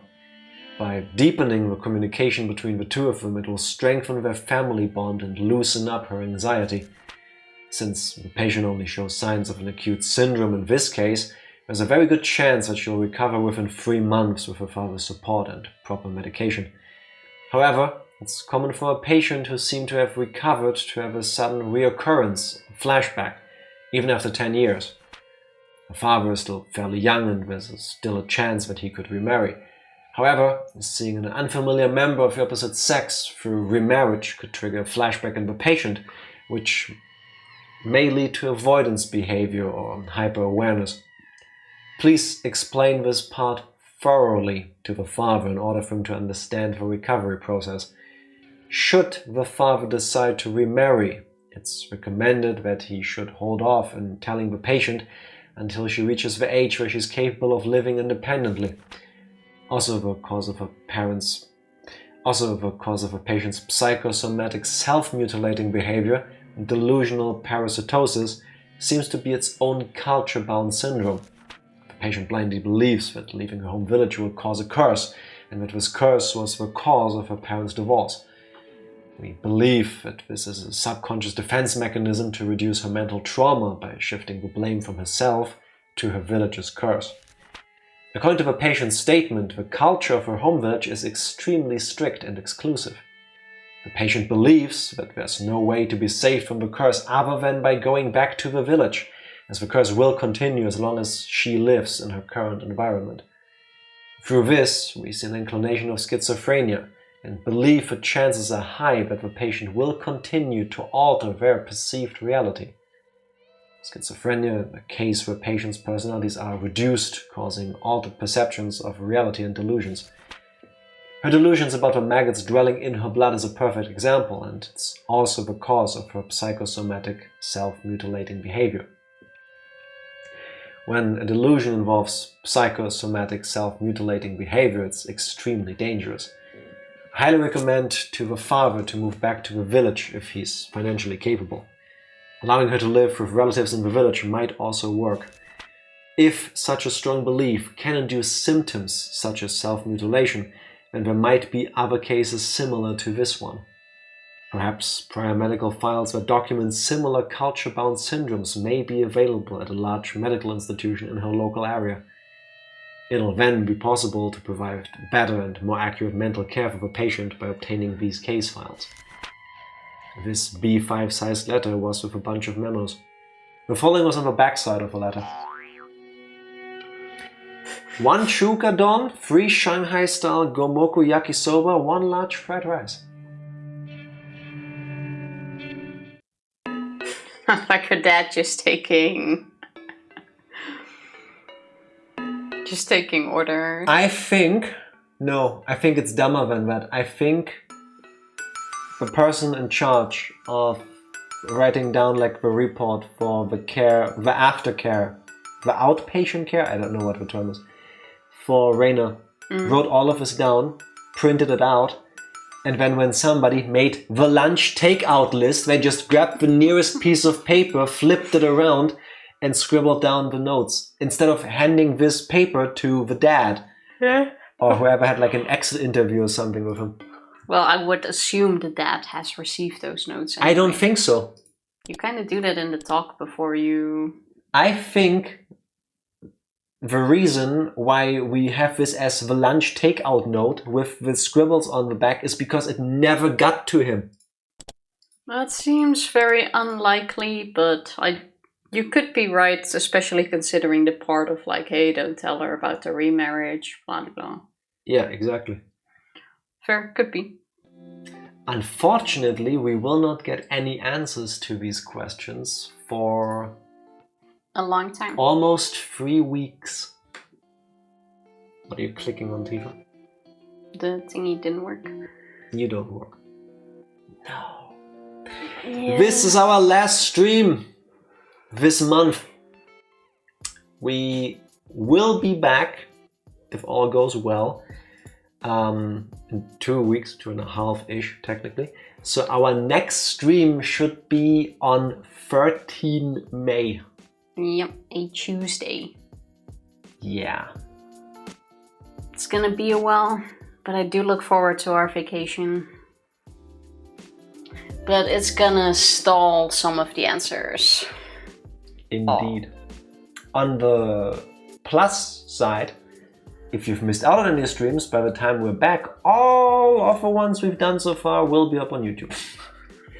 So you can relive all of this. Nice, I was surprised. Have a good vacation. I That's feel my plan. so stiff, as Because if of I how you rubbed sit, that Tifa. blue pill on me.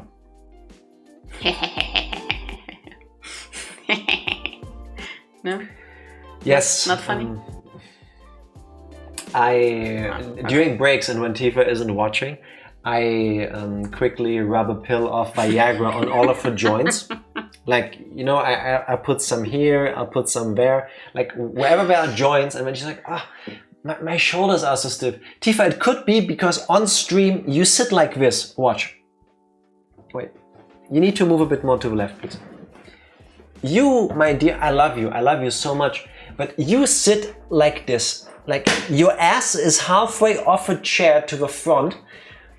Your shoulders are like almost to your ears. Yeah, because that's my relaxed position. That's how stiff I am. I can't put them down. Does this look comfortable to any of you? Because it doesn't to me, and I can tell you it don't feel great either. Then you can see Tifa sometimes do the big sit, where she realizes that there's a back to these chairs and maybe she should use it. Yeah, now come back into the frame. Yeah, I'm moving, aren't I? Oh, why do you turn away from it? But yeah. Tifa is the Tay Zonde of the current time, trying to sing Chocolate Rain. I move away from the stream to breathe. Maybe during our vacation my shoulders will relax. Do you want to do like a spa day? I want to do that actually. I even told you a while ago. We, behind the scenes stuff, relationship story. After the stress of moving into this apartment, almost 11 years ago now, Tifa and I, we were so fed up. But eventually the bathroom was done, we were able to move in here. And we both put some money aside to go do like a spa weekend thing. To just go to one of those like thermal baths or whatever they're called and just go there for a whole weekend. Do like an all-inclusive thing, you know, have breakfast and then spend all day getting massages and sitting in mud and whatever you do. And we haven't. We never have. Yeah, but now we should. I even had a place looked up. Where is it? I don't remember. Awesome. My colleague recommended it. Great. With face masks and cucumber slices. Yeah, exactly. Yes, and sitting in the mud. Yeah. I hear that's good for you. I've never done it. Yeah, that's why we should do it. Seems like fun. I've never even been into like an official sauna. Same. We have one at the gym. We should go in there. I think if I can choose, I would be like a private sauna kind of person. I know that sounds really expensive and fancy, and it probably is, I don't know. But you don't have private sauna money. then we don't have vacation money probably. You can choose, Jack. Do you want to go on this vacation or do you want to do one trip to a private sauna? Anyway, that's not the plan for this vacation, but maybe the next one. Who knows? You just said we should do it now. So you just We already like have everything booked. days where we don't have plans. Anyway. You're halfway out of frame. You don't get to have opinions. I did the German. So, es war schön, Leute. It's been nice, people. The rest of Dutch might say, isn't it time for you to go? Yeah. Bye. Imagine ending a stream by telling people to leave. If the stream doesn't end, I'm just gonna leave us running until we're back. We'll just, no. Schönen Urlaub. Thank you very much. Thank you very have much. fun with Oblivion. Everyone else have fun with any other game they might be playing. Psycho, probably reinstalling Windows if you haven't already. Don't go nuts by Linux. Yes, Linux, I think it's in English. Yeah. Linux, as we said in German. We pronounce the E and the U really hard. Linux, I think. I never heard anybody say it differently. I'm Not worth the stress. 10 or 11? I would still go with 10. Same. I'm actually considering looking up what it would cost to get the private additional support when 10 meets its end of life cycle in October. Because I have 11 on my work laptop. Nah, I don't love it. No. 10 of course. A man of culture. I drink to that. $30 a year. That's not even too bad. Yeah, but it's $30 a year to Microsoft. Yeah, but still, could be worse. I will consider. Tifa is breathing in like she's trying really hard to find a nice way to end the stream. I was. So do you guys have anything else we should talk about before Tifa? Have a good time. We'll still be hanging around on Discord. See you guys hopefully in 3 weeks. Just not streaming. Just not streaming, but not off of the planet. See you guys hopefully in 3 weeks. And I have nothing more to say. And she didn't press the button before. So. Wait. I already pressed. No, stop. Can we cancel these? No, we don't. Bye. I wanted to raise. Thank you.